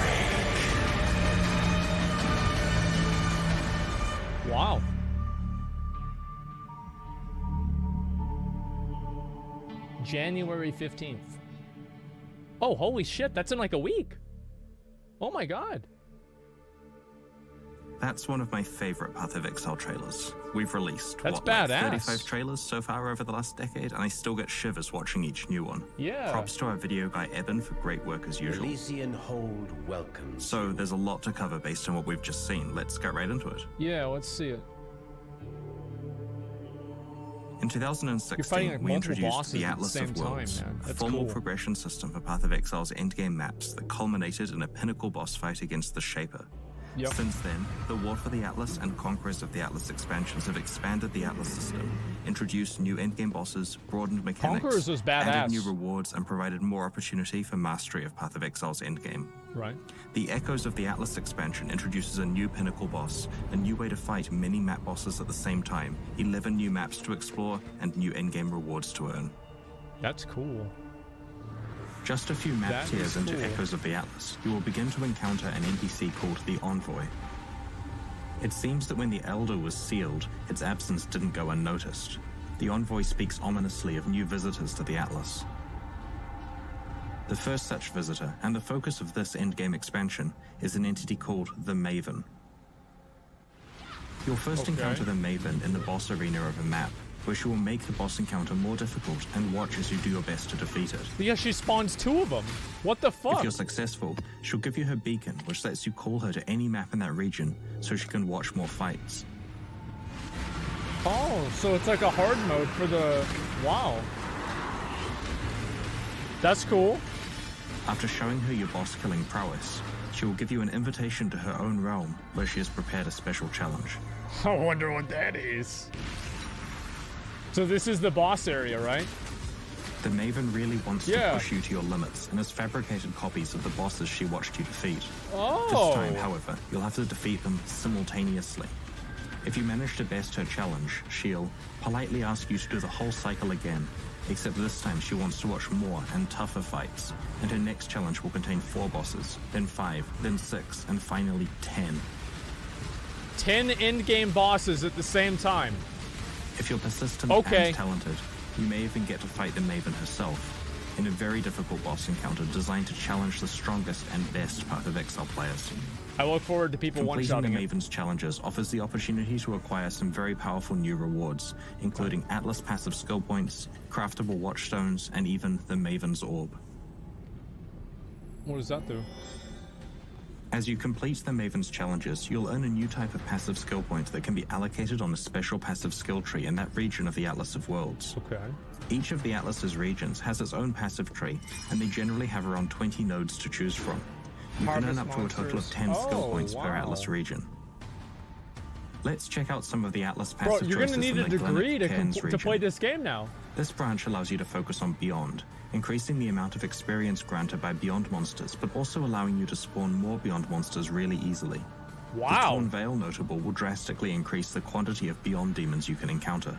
That's cool. The Legion branch has a notable passive which increases the amount of time you have to break enemies out, and makes it easier to break them out. It's an example of a skill that you could invest into while you're weak, and then remove it later once you're more powerful. I see. And yes, as I implied here, there is an orb that lets you refund Atlas passives. Of course. The Incursion branch allows you to more easily get higher tier rooms in the Temple Oh of my Axolotl, God. and helps you make a definitive decision on whether to swap specific rooms. On the So that's Ambush for double branch, the corrupting, tamper-proof basically. notable passive upgrades all strongboxes to be rare and corrupted. This synergizes incredibly well with the Ambush Zana mod or Gives a shit prophecies about like that. Monstrous Treasure. Gives a shit While it about prevents that. you from re-rolling valuable types of strongboxes, This is the badass. sheer number of corrupted 6-socket and 6-link items will certainly be tempting. Wow. Now let's have a look at the Atlas passive choices available in the Lex Proxima region. Holy shit. The Harvest branch can increase your chances of finding a sacred grove, increase its crafting rewards, and make it more likely that you'll encounter a Shavi. So it's like We'll choose your explain own later in the adventure presentation for the different about how Harvest expansions is being almost. integrated into the core game in this expansion. Wow. The Torment branch can increase item drops from possessed and touched monsters, as well as populating the area with some already possessed monsters. These synergize quite well with the Sextants that guarantee a certain amount of rewards from possessed monsters. Jesus. The Delve branch can increase your soul fight gains, grant more master favor, and grant more Nico master missions. The Sulfite Infusion notable passive Wow. grants Sulfite for defeating map bosses, regardless of whether the area has an eco present. Oh my This means god. that you'll be constantly gaining Sulfite for every map you do in a region, which is a great strategy if you're not already using Sulfite Scarabs aggressively. There are also breach passives, which increase your chances of encountering a breach and ramp up the difficulty and rewards of your breaches. Jesus, dude. Naturally, new endgame content means new endgame rewards. All right, let's see what are the Watchstones are an items. endgame item that can be placed in the Atlas of Worlds to Oh, you upgrade can a make region's these map now. tiers and add new base maps to that region. There are two types of existing Okay. Watchstones. Quest item ones that can upgrade a region and can't be traded between players, and unique Ivory Watchstones that provide special bonuses and can be traded. These unique ones are consumed after a number of maps are run. Yeah. Are there The going to Echoes be of more the of Atlas those? expansion introduces 3 new types of craftable watchstones: titanium, chromium, and platinum. Like regular watchstones, these never expire, Okay. but unlike regular watchstones, they can be traded and crafted. Oh. They are found quite late in your progression through the Atlas. The eventual goal is that you replace all of your base quest item watchstones with the new craftable ones over time as you upgrade your Atlas. Each of these 3 types of new watchstone has its own special mod pool, but there's also a shared mod pool that they all draw from. Like flasks, they can Wow. only be normal or magic. You can't find or craft rare Oh watchstones. my god. Because you can have up to 4 watchstones socketed in a region, up to 8 mods can affect that region, and some quite large bonuses to specific content can be stacked. When combined with the Atlas passive trees, these really allow you to optimize what content you encounter and the rewards from that content. Holy shit. The Maven's Orb is an endgame crafting currency item that can Okay. only drop from the Maven herself. This is the It in-game allows boss. you to craft influence modifiers when 2 or more are present on an item by removing one modifier and upgrading another. When upgrading an influence modifier of the current highest tier, it upgrades to a new elevated tier that can have additional properties. What the This fuck? foul regalia has 2 Crusader influence modifiers on it: the percentage increased intelligence one and the physical damage taken as lightning damage one. Right. When we apply a Maven's Orb to it, it randomly removes one of these mods and upgrades the other one to become an elevated influence mod. In this case, it upgraded the increased intelligence mod to also have +1 to the level of socketed intelligence gems. The other influence mod was removed. This opens up a mod slot, of course, so it's now possible to add another mod to it. Let's YOLO exalt it for good measure. Maven's Orb crafting is only going to be performed by the upper echelons of elite players, and pushes the boundaries of the best items that are possible This in is Path of super Exile. neckbeard stuff. One of the things Wow. that players look forward to in an endgame Path of Exile expansion 11 is new new maps to maps. play. That's insane. In Echoes of the Atlas, we have added 11 new types of maps to the Atlas I of like Worlds, that. covering a wide variety of environments. And of course, each comes with its own Holy challenging boss shit, fight. man. Let's have a look at 4 of these new tile sets. It's more complicated than WoW systems. Yeah, this makes BFA look like a joke, man. So this is one of the new map bosses right here. I wonder which one of these abilities, with mobs will have abilities that are hard to see that kill you in one hit. I wonder which one. Probably like half of them. It's usually what happens to me. Yeah, see? Just like that. All 11? Yeah. Next league, I'm going One of the reasons why Righteous these new Fire, maps no look matter so what. good is that the environment art tile set matter and level what, I'm design going teams Righteous working Fire. on them have been doing so much work on Path of Exile 2 recently.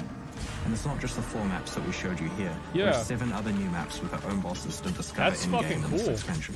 So this is the boss? Whenever we release a new quarterly Path of Exile update, we start a new challenge league. These are essentially a fresh server to play on for that expansion launch, Yeah. where players explore the new league mechanics, rush to Yeah. conquer the new economy, Yeah. race to level 100, True. and try to get the best items before their friends. Yeah. The challenge league being released alongside Echoes of the Atlas is the Ritual League. Okay. In the Ritual League, you'll discover several mysterious altars in each area you explore. Slay the monsters at the ritual site and then activate the altar to initiate the ritual. When it begins, you'll be enclosed within the ritual circle and will have to face off against both the onslaught of monsters you've just slain and also the specific powers of that altar. Oh.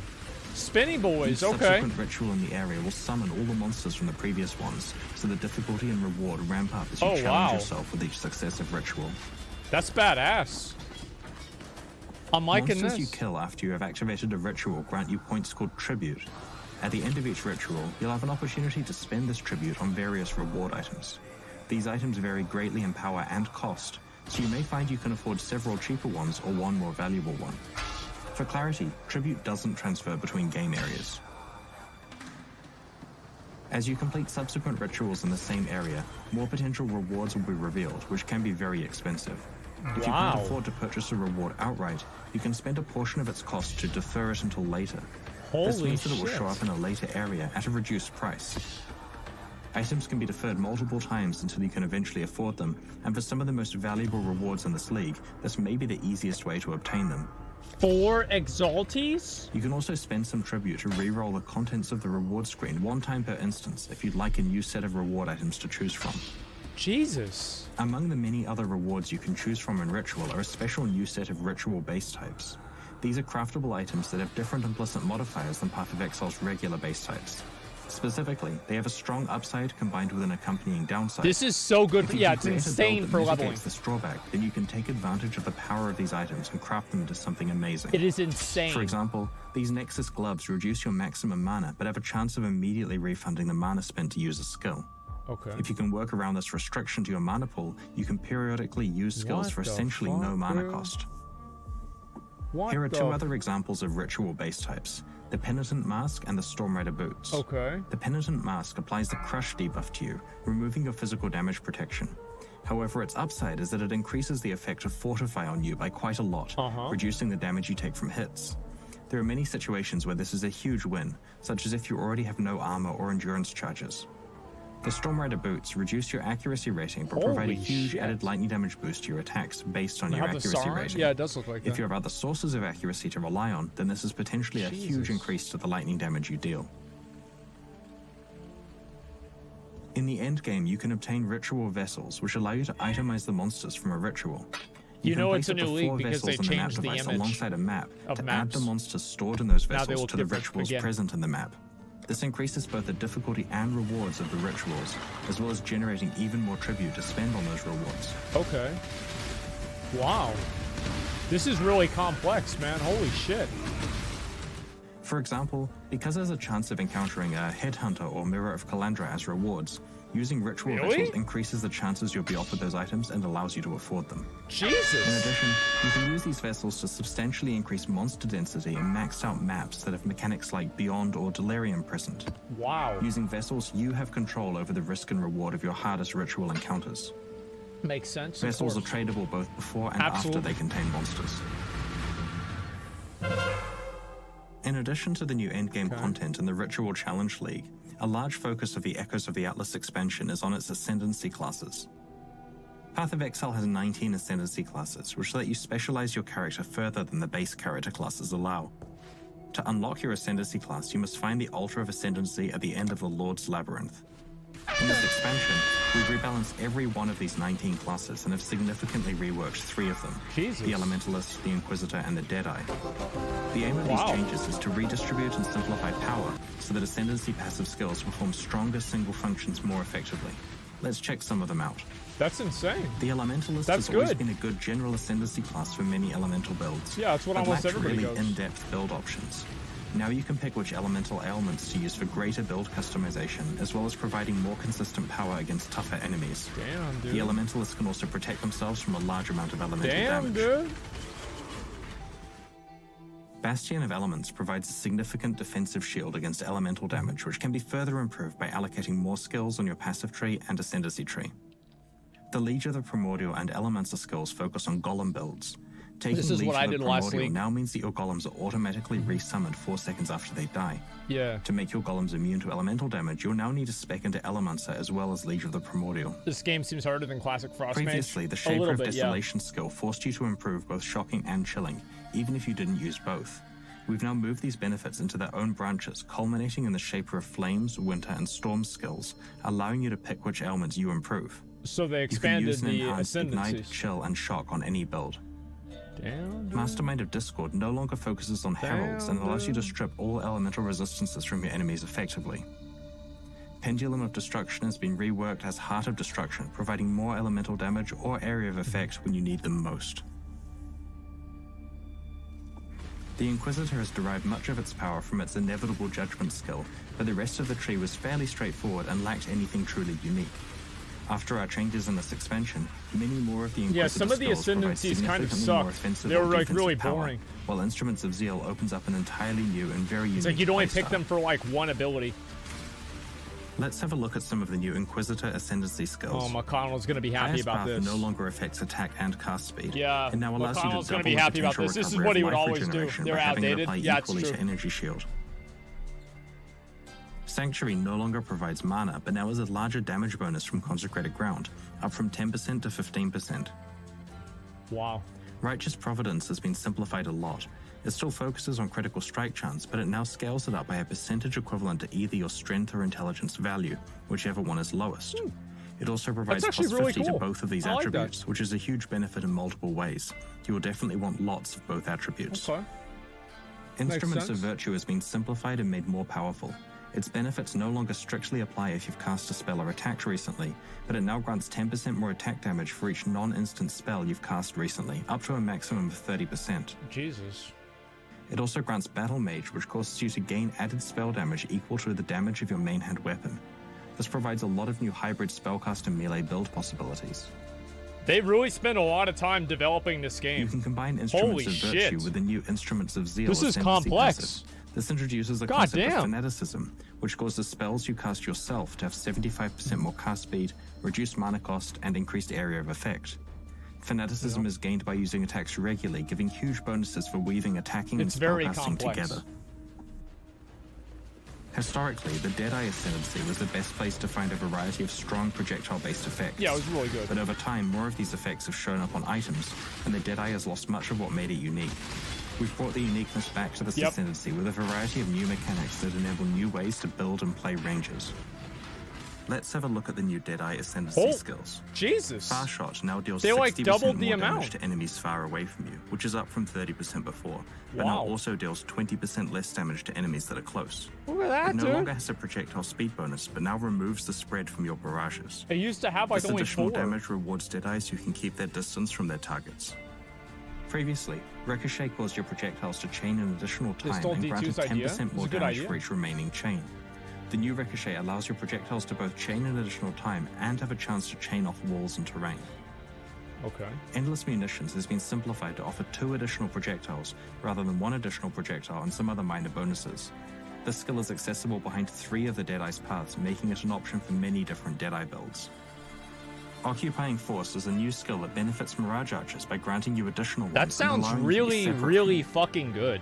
Holy shit. Gathering Winds now That's always ridiculous. grants Tailwind to permanently boost your speed, and the increase to Tailwind effect per skill used gives is it to now given by everybody. the Gale Force buff. Wind Ward enhances the Gathering Winds passive by making Gale Force a lot more effective, with the drawback of losing all Gale Force if you're hit. If you can stay out of the fray, this potentially makes your character even more potent. Wow. Since you The can't get Rupture one skill shot, that's what previously it's helped for. Critical Strike bleed builds. This is too It's been renamed complex. to Rupture Yeah. and it's been Yeah, simplified this is a while free being made game, more by the way. powerful. Free game. Critical strikes that inflict bleeding now also inflict Rupture, which causes bleeding enemies to lose more life, but their bleed expires more quickly.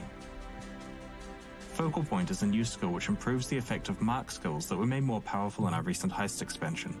It increases the effect of your marks by 75% and makes surrounding enemies It's deal free. less Yeah, damage yeah. to you. I mean, obviously there's microtransactions, but like, you can As technically you play have the game seen, for the free. Elementalist, Inquisitor, and I'm Deadeye fine have with that, undergone some personally. major changes in this expansion. We have also improved the other 16 Ascendancy classes and will show you some of the changes to the Slayer to demonstrate what you can expect. Okay. Some Slayer effects were much stronger than others, limiting build choice. We've now provided more power spread out over a wider selection of passives, while allowing easier access to the Slayer's special leech mechanic. Brutal Fervor and Endless Hunger Wow. have switched places on their So Ascendancy they've got a lot branch of so this. that Isn't life it leech is more cosmetics only? accessible No, and it's can be also further like just improved by quality of specking life into stuff. Endless Hunger. A lot of it's quality of life. Masterful Form still causes you to have endurance charges equal to the number of frenzy charges you have, but now grants an additional frenzy charge instead of increasing endurance and frenzy charge duration. That's just obviously better. Like 1,000 Overwhelm's times base better. critical strike chance for attacks with weapons has been increased. Beware. Hopefully you now have a good idea of the scope of changes that we've made to the Yeah, 19 they've Ascendancy basically classes. redone While the everything. biggest changes to Holy the 3 we're shit. heavily revamping, the Elementalist, Inquisitor, and Deadeye, all of the others have received at least numeric attention also.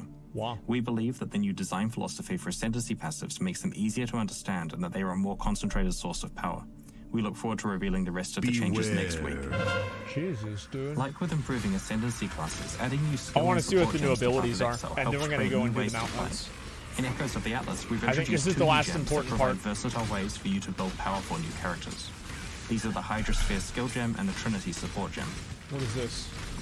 First, let's have a look at Hydrosphere. Beware. The skill summons a huge sphere of water that you can move around to crush enemies. While it is active, you can apply cold or lightning ailments to it. It will then pulse for I a don't know if I'd duration, want to use afflicting this one or nearby enemies not. with damage matching that ailment. This player is applying Yeah, freeze I don't to a know. What do you Hydrosphere guys with think? freezing pulse, and that causes it to repeatedly damage surrounding enemies with cold damage. Here's the gem hover for Hydrosphere. This skill gem can be acquired from level 34 and can be supported with spell, area of effect, duration, cold, orb, lightning, and physical support gems. It pulses every 0.4 seconds while an ailment is applied to it. It Yeah, also I don't converts know its if I'd physical use damage this to one. cold or lightning It's damage cool, based though. on what ailments are on it. I'm The sure some Trinity people support like gem is that. designed to support builds that deal multiple types of elemental damage. Okay. While Trinity supports your skill, any hits that deal damage with a specific element will build resonance with the other two elements. The more resonance you have with okay. every element, the more Diablo damage the 3 had Trinity a support gem mechanic like this provides. too, I think. When you have high resonance with all three elements, Yeah. Trinity also grants elemental penetration. Here you can see the player using Ball Lightning with Unleash and Magma Orb to build resonance across all three elements. To power up the Trinity support gem quickly and uniformly, the player alternates between pairs of elemental damage types. Combined with the elemental weakness curse, the maximum resonance Trinity absolutely decimates enemies. In addition to introducing the two entirely Righteous new gems Fire. we described, This we've is done me. an extensive balance pass on other skills. We have buffed over 40 existing gems, including skills such as Scorching Ray, This is it. Seismic Trap, Firestorm, Venom Gyre, Righteous Fire? Static Strike, Kinetic Bolt, Crackling Lance, Lightning Strike, Shrapnel Ballista, and Artillery Ballista. Full details will be Come available in the on. patch notes next week so that you can plan your perfect build. I thought it was gonna be Righteous Fire. Fuck, man. As well as introducing and rebalancing skills, another Shit, important aspect dude. of keeping the metagame fresh in a Path of Exile expansion even die is in this adding game? new unique Oh, yeah. items to discover and build characters around. Unlike most items you find in Path of Exile that are randomly generated, unique items are extremely rare ones that our design team have hand-created to offer new build opportunities. Echoes of the Atlas introduces 10 new unique items, some of which are exclusive to its new endgame encounters. Let's have a look at a few. These are some unique worm-scale boots called Legacy of Fury. They place scorched ground as you travel, which applies the Scorch ailment to enemies standing in it. When scorched enemies die, they have a chance to set fire to surrounding enemies, dealing a percentage of the slain enemy's life over time. These boots create an interesting and new way to support your build with fire damage. That's actually cool. This is a new unique like the amethyst chest ring piece. called Black Flame, Yeah. which is themed around fire and chaos Yeah, damage. explodey boots, Its exactly. headline effect is that your ignites now deal chaos damage, along with a cool new chaos ignited effect on monsters. Also, if you ignite a withered enemy while wearing Black Flame, the wither will no longer expire, and you can build up to its maximum of 15 stacks. This game is if the so enemy survives long complex. enough, that Like, is. you guys have no idea. Along with its various other benefits, Like, this I probably unique ring only know should like ignite 10% a of few what new this ways game of has to playing fire and offer. chaos damage That's how characters. insane it is. These new Zealot gloves are called Hand of the Fervent and create an interesting interaction between physical damage and the mana cost of skills. Okay. The unique ability of these gloves happens whenever you use a skill. They grant an effect called Sacrificial Zeal, which both adds a quarter of the skill's mana cost to spell physical damage, but also hurts you, to the tune of 150% of the skill's mana cost over 4 seconds. Okay. They also reduce your enemy's physical You're damage in the game reduction. over seasons. Yeah, exactly. When Yeah, we have you just time get during good the at one expansion's thing. development, we try to identify past leagues that can be integrated into the core game as optional side content, with a few improvements. This expansion contains 2 such leagues. Last year, we released the Harvest League, which allowed you to grow a garden of monsters, fight them, and then use their lifeblood to craft your items I never in did this powerful league. ways. I heard it was really good Watching for this league crafting, though. unfold made us realize 2 things. Yeah. Firstly, the crafting options were so powerful and so easily accessible that players had unprecedented access to almost everything they wanted very quickly. Exactly. Secondly, That's what I've even heard. the players I who didn't did play it, enjoy though. the mechanics of growing their own garden would probably find it boring if that was something they had to do every single league. Somebody just When joined their deciding Discord how to channel. integrate Harvest into the core game, we knew that we had to curtail crafting somehow, but we didn't want to just do this by nerfing it a lot. We needed a smarter solution that still allowed players to They're earn getting and ready perform for the powerful podcast crafts. thing, but they're not We aware of also it. knew that we didn't want Is it players too to have to bright grow on and main manage screen? their own gardens every They don't week. know. So let's check out how Harvest works as part of the core game in Echoes of the Atlas. In Echoes of the Atlas, as you play through maps, God, rather than dude. finding a seed Hi, cache, guys. you now Hey. encounter a portal to the Sacred Grove. But it's not your own Sacred Grove, it's an established one that is a full complement of plants ready to harvest, fight, and craft with. That's The cool. grove contains several pairs of harvests to choose between, each displaying I the never details figured of the any fight of and the this shit out, corresponding man. I'm crafting gonna be options. honest. You can only pick one Yeah. of each pair, so It was carefully so choose which fucking crafting complicated. options are best for you, defeat the monsters, and use their life force to perform the crafts. Okay. If you're strong enough to kill the monsters, each grove represents quite a lot of crafting opportunities, and you can save up to 10 crafts for later use at the Hoarder crafting station, which is now available in your hideout. I'm excited about We this. like I this kind of want to compromise try it because out it keeps this the time. exciting elements Yeah, of harvest, I want to try it out. fighting, and crafting, and drops the part that got old quickly: seed management that, and dude. garden planning. Look at that, dude. We're also Beware. integrating the Heist League into the core game as Okay, optional this should be content the with a last few part of it. improvements. In Heist, players travel to the Rogue Harbor to hire a crew of thieves. A lot of people and didn't like this execute part, though. heists, working towards a thief's Torghast? ultimate Yeah, we're goal, gonna do it after pulling this. off a grand heist. In the Echoes of the Atlas expansion, heist contracts drop from Act 6 onwards. Rogues level up their skills faster from completing heists, markers drop with higher stack sizes, Okay. and quest contracts are now dropped for you at the next Beware. Smuggler's Cache as soon as that quest is available. One great aspect of Heist is that all of its progress items are tradable, so if you're focusing on other content, you can trade away your contracts until you're ready to go on some heists. Run away, little girl. So we've covered most This of the is big the- features of Echoes of the Atlas so far. This is the Keep shit an eye that you out can for buy. patch notes in a few days where we Okay, will detail hopefully they other have some changes good that stuff. didn't make it into this presentation. Soon we'll move on to the Q&A about right, here today's we go. announcements. First, Microtransactions. let's have a quick look Yeah. at the new supporter Let's packs see. that are available right now to celebrate the Echoes of the Atlas expansion and the Ritual Challenge League, and to help fund the ongoing development of Path of Exile. All right, let's see it. The Faithsworn and Renegade supporter packs come with masses of points to spend in the store, I don't know social if that frames, armor- forum titles and badges, a download of the digital soundtrack, and of That's- course exclusive cosmetic That's microtransactions cool. such as armor sets and Yeah, character I like that. effects. That's pretty cool. The All Renegade right. series has an exclusive pet, and the Faithsworn series an exclusive portal effect. There Each it series is. has 2 packs, and the smaller packs can Yeah, be this- it's upgraded only to their respective $500, larger guys. packs at any time while they are still on sale. Yeah. These are, of course, in addition to the new core packs that we released a couple of weeks ago. That one Remember actually to does check look those really out if you badass. haven't already. I like the blue one. Thanks so much for your support. Okay. As you know, purchases of these packs are what fund ongoing I'm development. of excited Path of about the Exile, game. I'm its thinking I'm going to play this expansion, and league. its sequel. I'm pretty sure I will. Speaking of Path of Exile 2, we know you're Explain keen for that an it's update. cosmetic? While Yeah, it's today is cosmetic. all about Path of Exile and Echoes of the Atlas, we have plenty of Yeah, Path it's of Exile cosmetic. 2 and Path of Exile That's how it mobile works. updates planned for you this year, which will start sooner than you think. Our team have been creating some amazing stuff, and we can't Okay. wait to reveal it to you. That's pretty cool. So man. I'm sure you have a bunch of burning questions about Echoes of the I'm Atlas. not gonna go through the Stay whole tuned as we're Q&A. joined by We're Ziggy gonna D, get who ready will be and do, hosting a do Q&A tour with me guest. based on your questions from Twitch I'll do chat. that real soon.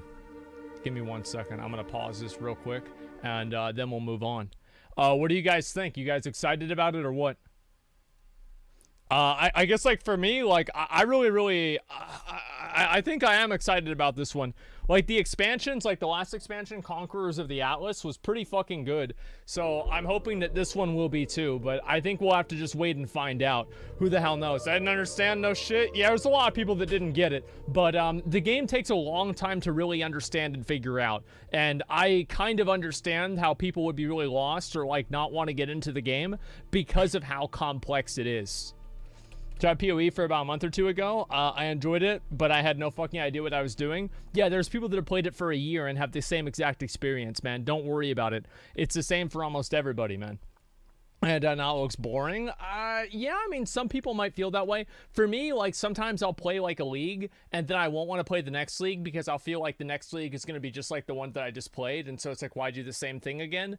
But, like, every few leagues or so, I'll get back into the game and go really hardcore in it, and especially if they bring in a bunch of new content, I do stay and play the game for quite a while. Like, this time around, I told myself I just want to go... Let me see, actually. Let me see one thing. Yo, McConnell. Is he not even here? I joined the channel. He's not even fucking here, dude. I don't know what that is, dude. Will you please live stream it? I'm not sure if I will or not. I haven't decided. I don't really think a lot of my audience or like viewers would want to see Path of Exile, but maybe I'm wrong about that. Can somebody invite me to a group with Hope Crusher on, and I will see if I can get a kill. Let me see.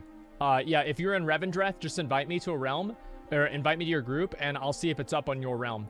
And after that, boys, we're gonna go over and we're going to start up on alt. Yeah, I might just have to do it on alt channel, or so at least one stream. Confusing to play. We stream on the second channel. I don't know. Like, I think it could be good or not. I'm a little bit, oh, if you're on the same server, it's not going to work. Yeah, it has to be on a different server. Okay, poll it. I will for sure watch. I don't poll things. I just kind of make decisions. And I'm like, okay, is this going to work or not? And this guy, yeah, you have to actually be on another server besides Kel'Thuzad. Let's see. Is this one going to work? Why am I not getting phased over? That's weird. Yeah, I'm not getting phased over still. Okay, let's try again. Yeah, I'm trying to find a group, but I'm not even getting phased over at all. There's nothing over here either. He's not spawned here. What the fuck, dude?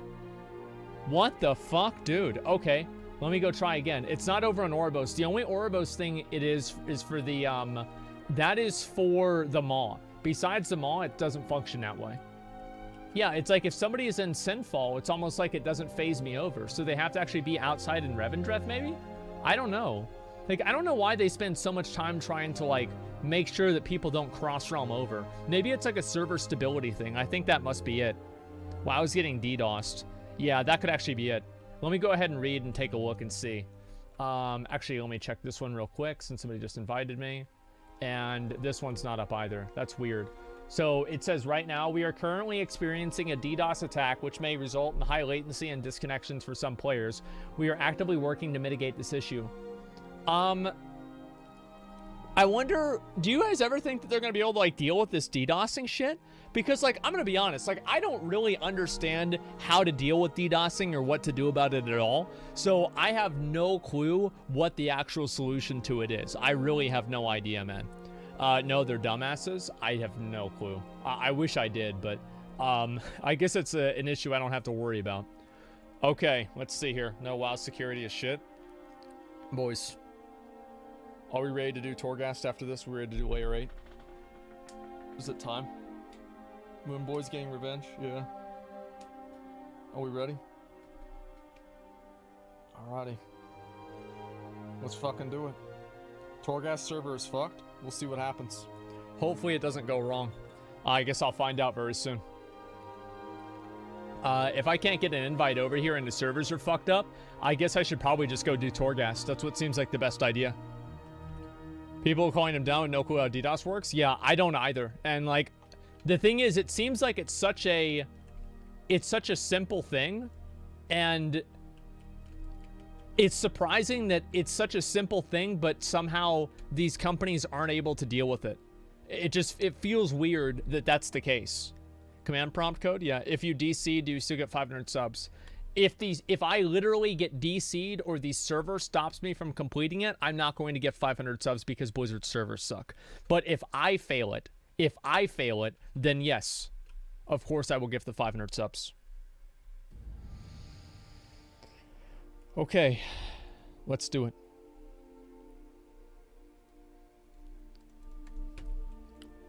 Watch a video about what a DDoS is. It's not.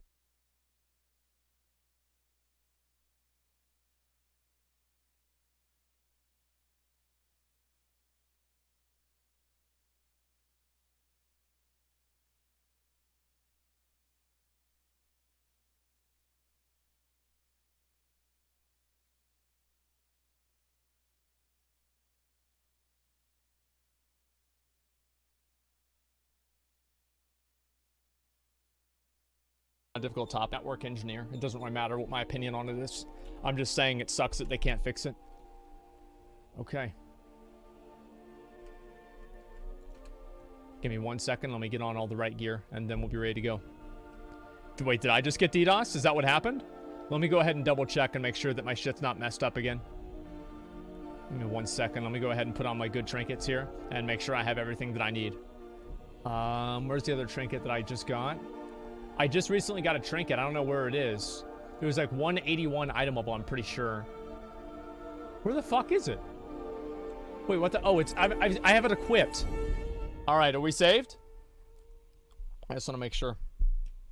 Are we saved or not? All right, we are saved. Boys, it is time.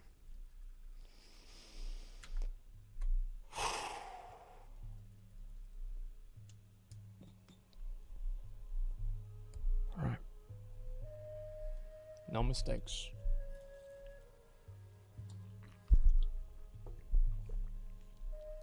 What's the add-on for swapping gear? The add-on for swapping gear that I have? I think I just hold down Alt. I don't even know what add-on that is. I'm not sure. I'll put on some music for this too. Yeah, why not? Give me 1 second. Let me zone in, and then we'll be ready to go. I think I have pretty much all the talents that I need. Actually, let me go ahead and go with Second Wind and Stormbolt as well. This is what I've used every single time. Now, let me get over there. I'm going to explain pretty much what's at stake here. Now, guys, off stream, I have completed and worked my way through the first 7 of the Twisting Corridor layers to make my way into the final layer 8 of the Twisting Corridors, to do that on stream today. If I cannot complete this layer 8, I will gift 500 subs. The mount reward for this right here is the Maw mount that allows you to ride around in the Maw on a mount. There are 500 subs on the line. Let me take a piss, and then we're going to start. Give me 1 second.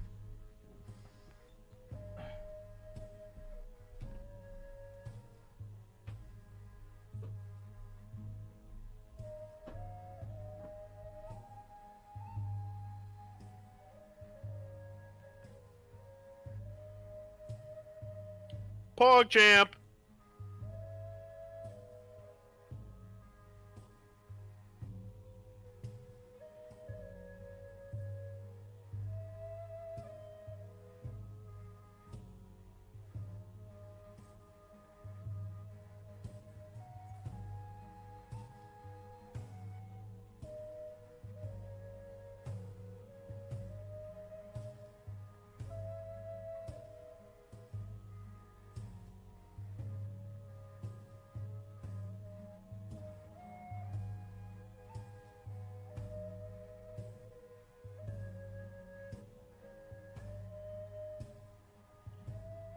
Yo, Komodos, fuck you. PogChamp forever. Fuck you.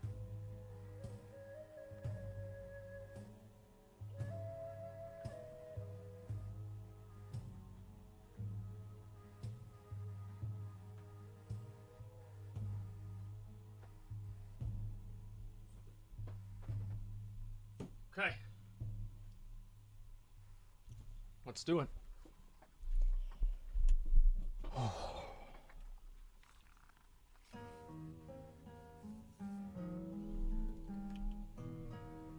Boys,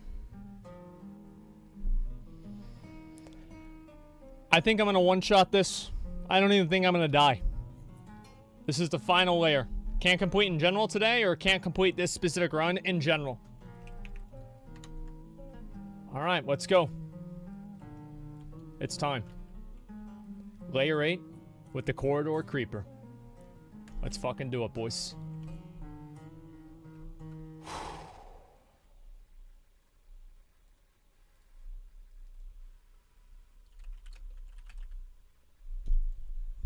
Now, hopefully I get the right traits. We'll see what happens.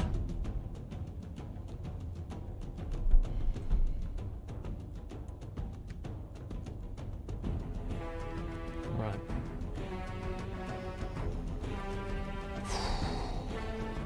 Please give me the good ones. There's a poll out. All right, let's see it, boys. Let's go. All right, that's good. Condemn already. Not an ideal power, but it's good enough. We've obviously got the Sentinels everywhere as well. They're slowing me down. This is going to be pretty fucking annoying to do, but it is what it is. You can reroll the first one? No, you can't. And also, the reroll could be worse. I'm not going to take the risk. I'm going to AoE everything down right here. I should be okay here. Obviously, this is a lot, but I'm going in here pretty confident. Very confident, clearing everything already. This is only level 1, though, to be fair. Got it. 2 powers right there. I'll get haste as well, and then what's this, your shadow damage? But you're no longer able to step backwards. That's weird. I'm gonna go with the Orb of Replenishment for healing, because it's the very beginning of the run. Okay, which side do I want to go? Holy shit, there's a lot of decisions here. Okay, let's go to the... Oh, double Tower Sentinels. Oh, no, dude. Oh, no. Okay, alright, let's go. Let me kill this guy first, and then we're gonna fight both of them. Okay, just CC one? Why would I CC one whenever I'll CC both of them at the same time by killing them. Don't worry about it. Here we go. Big dick, boys. Big dick. Massive damage. There's one down right there. Second one right here. I'm getting a little bit low on health. It's not a big deal, though. I'll survive. Reflecting that. Jumping over to him. Interrupting him. Got it, dude. Got it, dude. They thought they were going to get me, man. They thought they were going to get me, man. That's so funny, man. That's hilarious. Turn it down a little bit for music? Okay, give me a second. Let me go ahead and do that. Sorry, I didn't realize it was so loud. Okay, there we go. Alrighty. Okay. Turn that shit back up, though. It should be... Wait, was it not fine? Audio is not scuffed? Yeah, it shouldn't be scuffed at all. If... Oh, wait, shit. Okay, I've got a boss. I gotta focus on this. Okay, killing that guy right there. This guy's got a lot of health. I should be able to kill him pretty easily, though. I'll just use a Blade Storm right now. Make sure it doesn't kill me. Okay, we're doing just fine. Stream is fine. Yeah, everything should be fine, guys. I had a DC or something like that, but that kind of fucked me. But other than that, I should be okay. Alrighty. Good. And let's see here. Damage. I think this one's just better. Yeah, Soul Word Clasp is just better. We'll go ahead and stick with that. Let's keep going. We have to carry on. I've got a number of powers already, so I should be okay. We're making very good progress so far. All we need to do is just keep this up. These mobs have a lot of fucking health, though. Like, if they already have this much health, I really hope that I can get the right powers. Because if I don't, this actually could be really hard. Okay. Like, this is only level 1, and it is a little bit of a struggle. Not a huge struggle, but it's a little bit. Okay, there's a power right there. We'll go for that one. You should try this as a rogue. Fuck that. Fuck that. There's no way I'm trying this as a rogue. I bet it's gonna suck. And after this, we'll watch the, as I said, I told you guys I'd watch the Mad Season video after this. After I complete it, of course. After I complete it. Okay.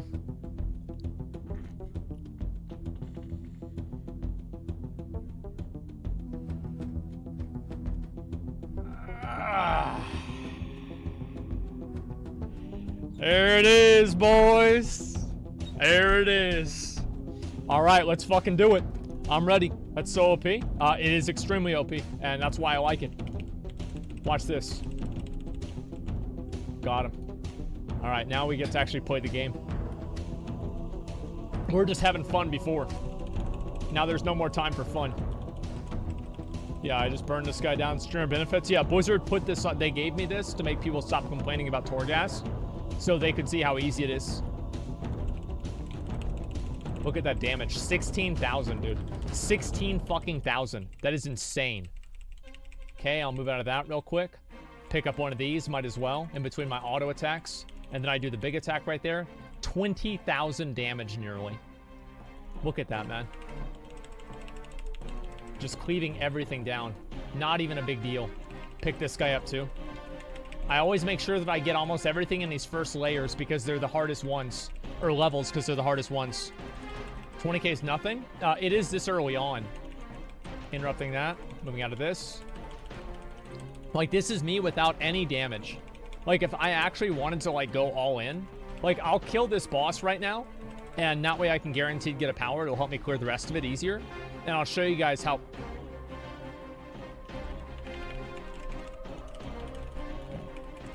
Never mind. Give me a minute. Give me a minute. All-in predictions. Oh, people better be betting on me, man. People would better be fucking betting on me. Alrighty, there we go. Got him. And I think I'll probably just pull... Yeah, I'll just pull all this. It's not a big deal. I mean, what's the worst that could happen? Well, I guess I could die. But, yeah. That's about it. Yeah, it's pretty much the worst that could happen. Okay, moving out of this. Cleaving all these guys down, interrupting that. Actually, I'm just gonna go out of this. There we go. Cleaving all these guys down, killing all of them, moving out of that. There we go. See, it's all about making sure that you do everything right and not making any mistakes. If you can do both of those things, you'll be successful. That's all Torghast really takes. It's not a very complicated process. It's just, you just do it like that. Execute? Yeah, I'm executing like crazy. Or not executing, but condemning. Like, condemn becomes like my main ability. I already got like one of my better powers. So all I really need to do is get like 2 other things to like synergize, and I'm good to go. Like, I can guaranteed win this. But we'll see what happens. We've got a long way to go. Whirlwind all these guys down. Easy, dude. Easy, dude. Easy, dude. Interrupting that. Cleaving both of them down as well. Look at that. Like, one thing that I really impress myself with, and I don't know if you guys feel the same way about it, is that I really impress myself with my efficiency, with like killing mobs and stuff. I think I do a good job with that. It's really good. What's the ideal moment to use Whirlwind? When you're stupid. Yeah, you want to use Whirlwind when you're stupid. And if you're not stupid, you just don't use Whirlwind. And let's see, Whirlwind. Okay, all right, great. Fucking Speaking shit, of which, dude. let's go ahead and go with that one there, the Death Grip with Whirlwind. Sometimes you get an ability that allow you for your Mortal Strikes to proc Whirlwind, and for it to Death Grip people in, that actually does make it kind of useful, so we'll go with that. It's not too big of a deal, though. All right, this is the first boss here. See how this goes. Basically every single time. Yeah, pretty much. Okay, cleaving these down, cleaving that one down. Hopefully gonna get the Condemn proc, but I haven't really quite gotten it yet. All right, first boss. The first boss already has over 100,000 health. Okay. Alrighty. I'm not even gonna worry about interrupting this. Now, usually the first level is pretty easy. It's the second level that gets a little bit harder, and after that, it depends on like what powers you get. If it becomes easier or harder. Oh, dude. Oh, dude. Oh, dude. I'm gonna just pick up this Soul Remnant's Blessing. This one's really, really, really good. See, now my die by the sword lasts for 12 seconds. It makes it a lot easier to do. Okay, here we go. This is an easy win. Quest? I didn't see the quest. I forgot about it.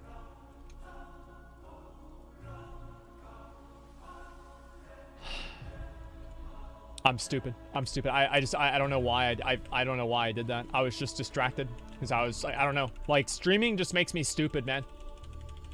Like, it actually makes me stupid. I can't explain it. I think it's just because I'm like, it's probably just as simple as the fact that I'm distracted.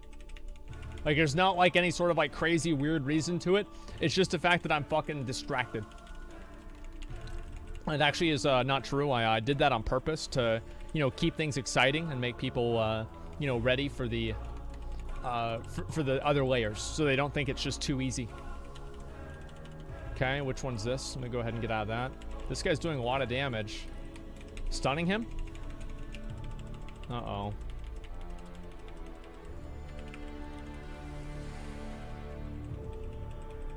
Ooh, that's not good. That's not good. Okay, there we go. We got him. Nice. Okay, now we're obviously going to go with the heal right there. The heal is the better one. And then we're going to go with critical strike damage, obviously. I never go with the short-term buffs unless it's on like the last boss or something like that. Because other than that, I don't really think it's worth it at all.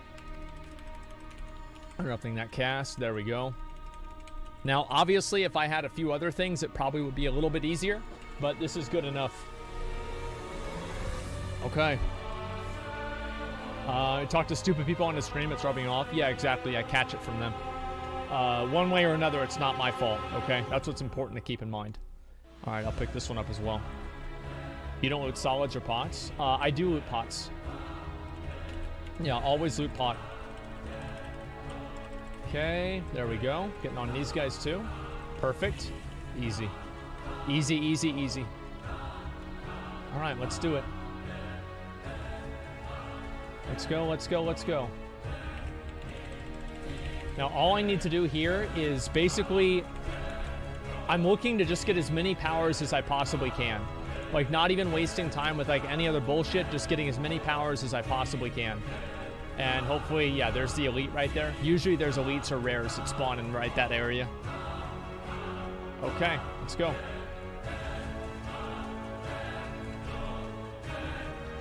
Okay.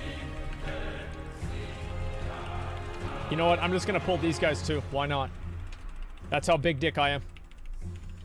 Blade storming. There it is. I should have actually done sweeping strikes there, but I didn't. Oh, what the fuck? Why am I dying? Why am I dying? Okay, killing this guy. Good. This is not looking good, boys. Okay. Moving out of that. Perfect. Making very good progress. Alrighty. And absorb 60% of the damage dealt to you. This is a really hard decision. Frostbite Wand or the Oberon Spikes? What do you guys think? I think I should go with the Wand. Yeah, I think I should go with the Wand. What do you think? Thoughts? The Wand is trash. 9% crit. I don't think it is trash, actually.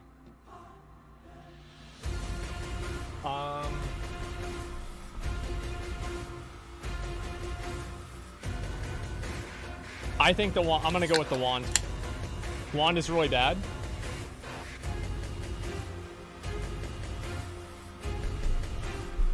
I'm gonna go with the Wand. I think it's a better choice. And you guys will see why. It just deletes these mobs. Because it takes them to half and then they die. Because I can kill them for the rest of the way.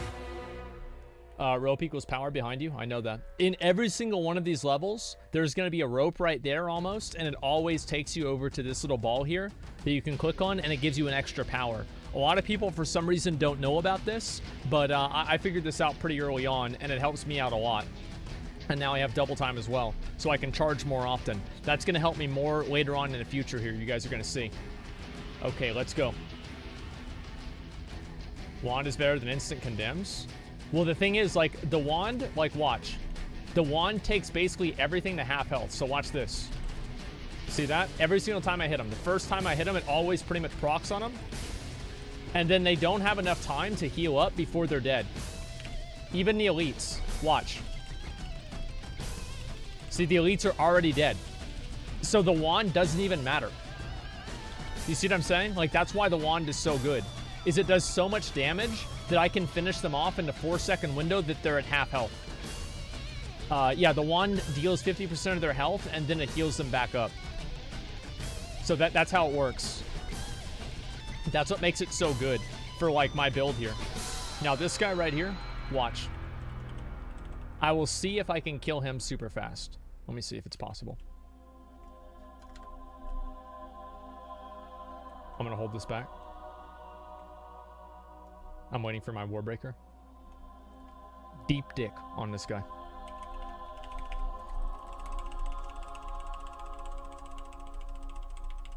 Almost. I am so close to being able to do it. I almost killed him right there. Yeah, very soon I'll be able to do it. Quest? Okay, let me do the quest. Give me 1 second and I'll pick that up. Oh, man. The condemned stun lock? Wow. How convenient. How convenient for me that I just got the condemned stun lock. That's my flute. There it is. All right, let's see it. Go on ahead. All right, this is basically a proc or 10 soul remnants. This is a hard decision. That's 10% strength. I think that we should go... Oh man, this is a hard decision. This is a very, very, very hard decision. Primary stats are better. 35% haste is insane though. The thing is, like, I'm going to have this for the bosses every single time. I'm going to go with 10 soul remnants. Yeah, I'm going to go with that. It should be fine. Like, it's just...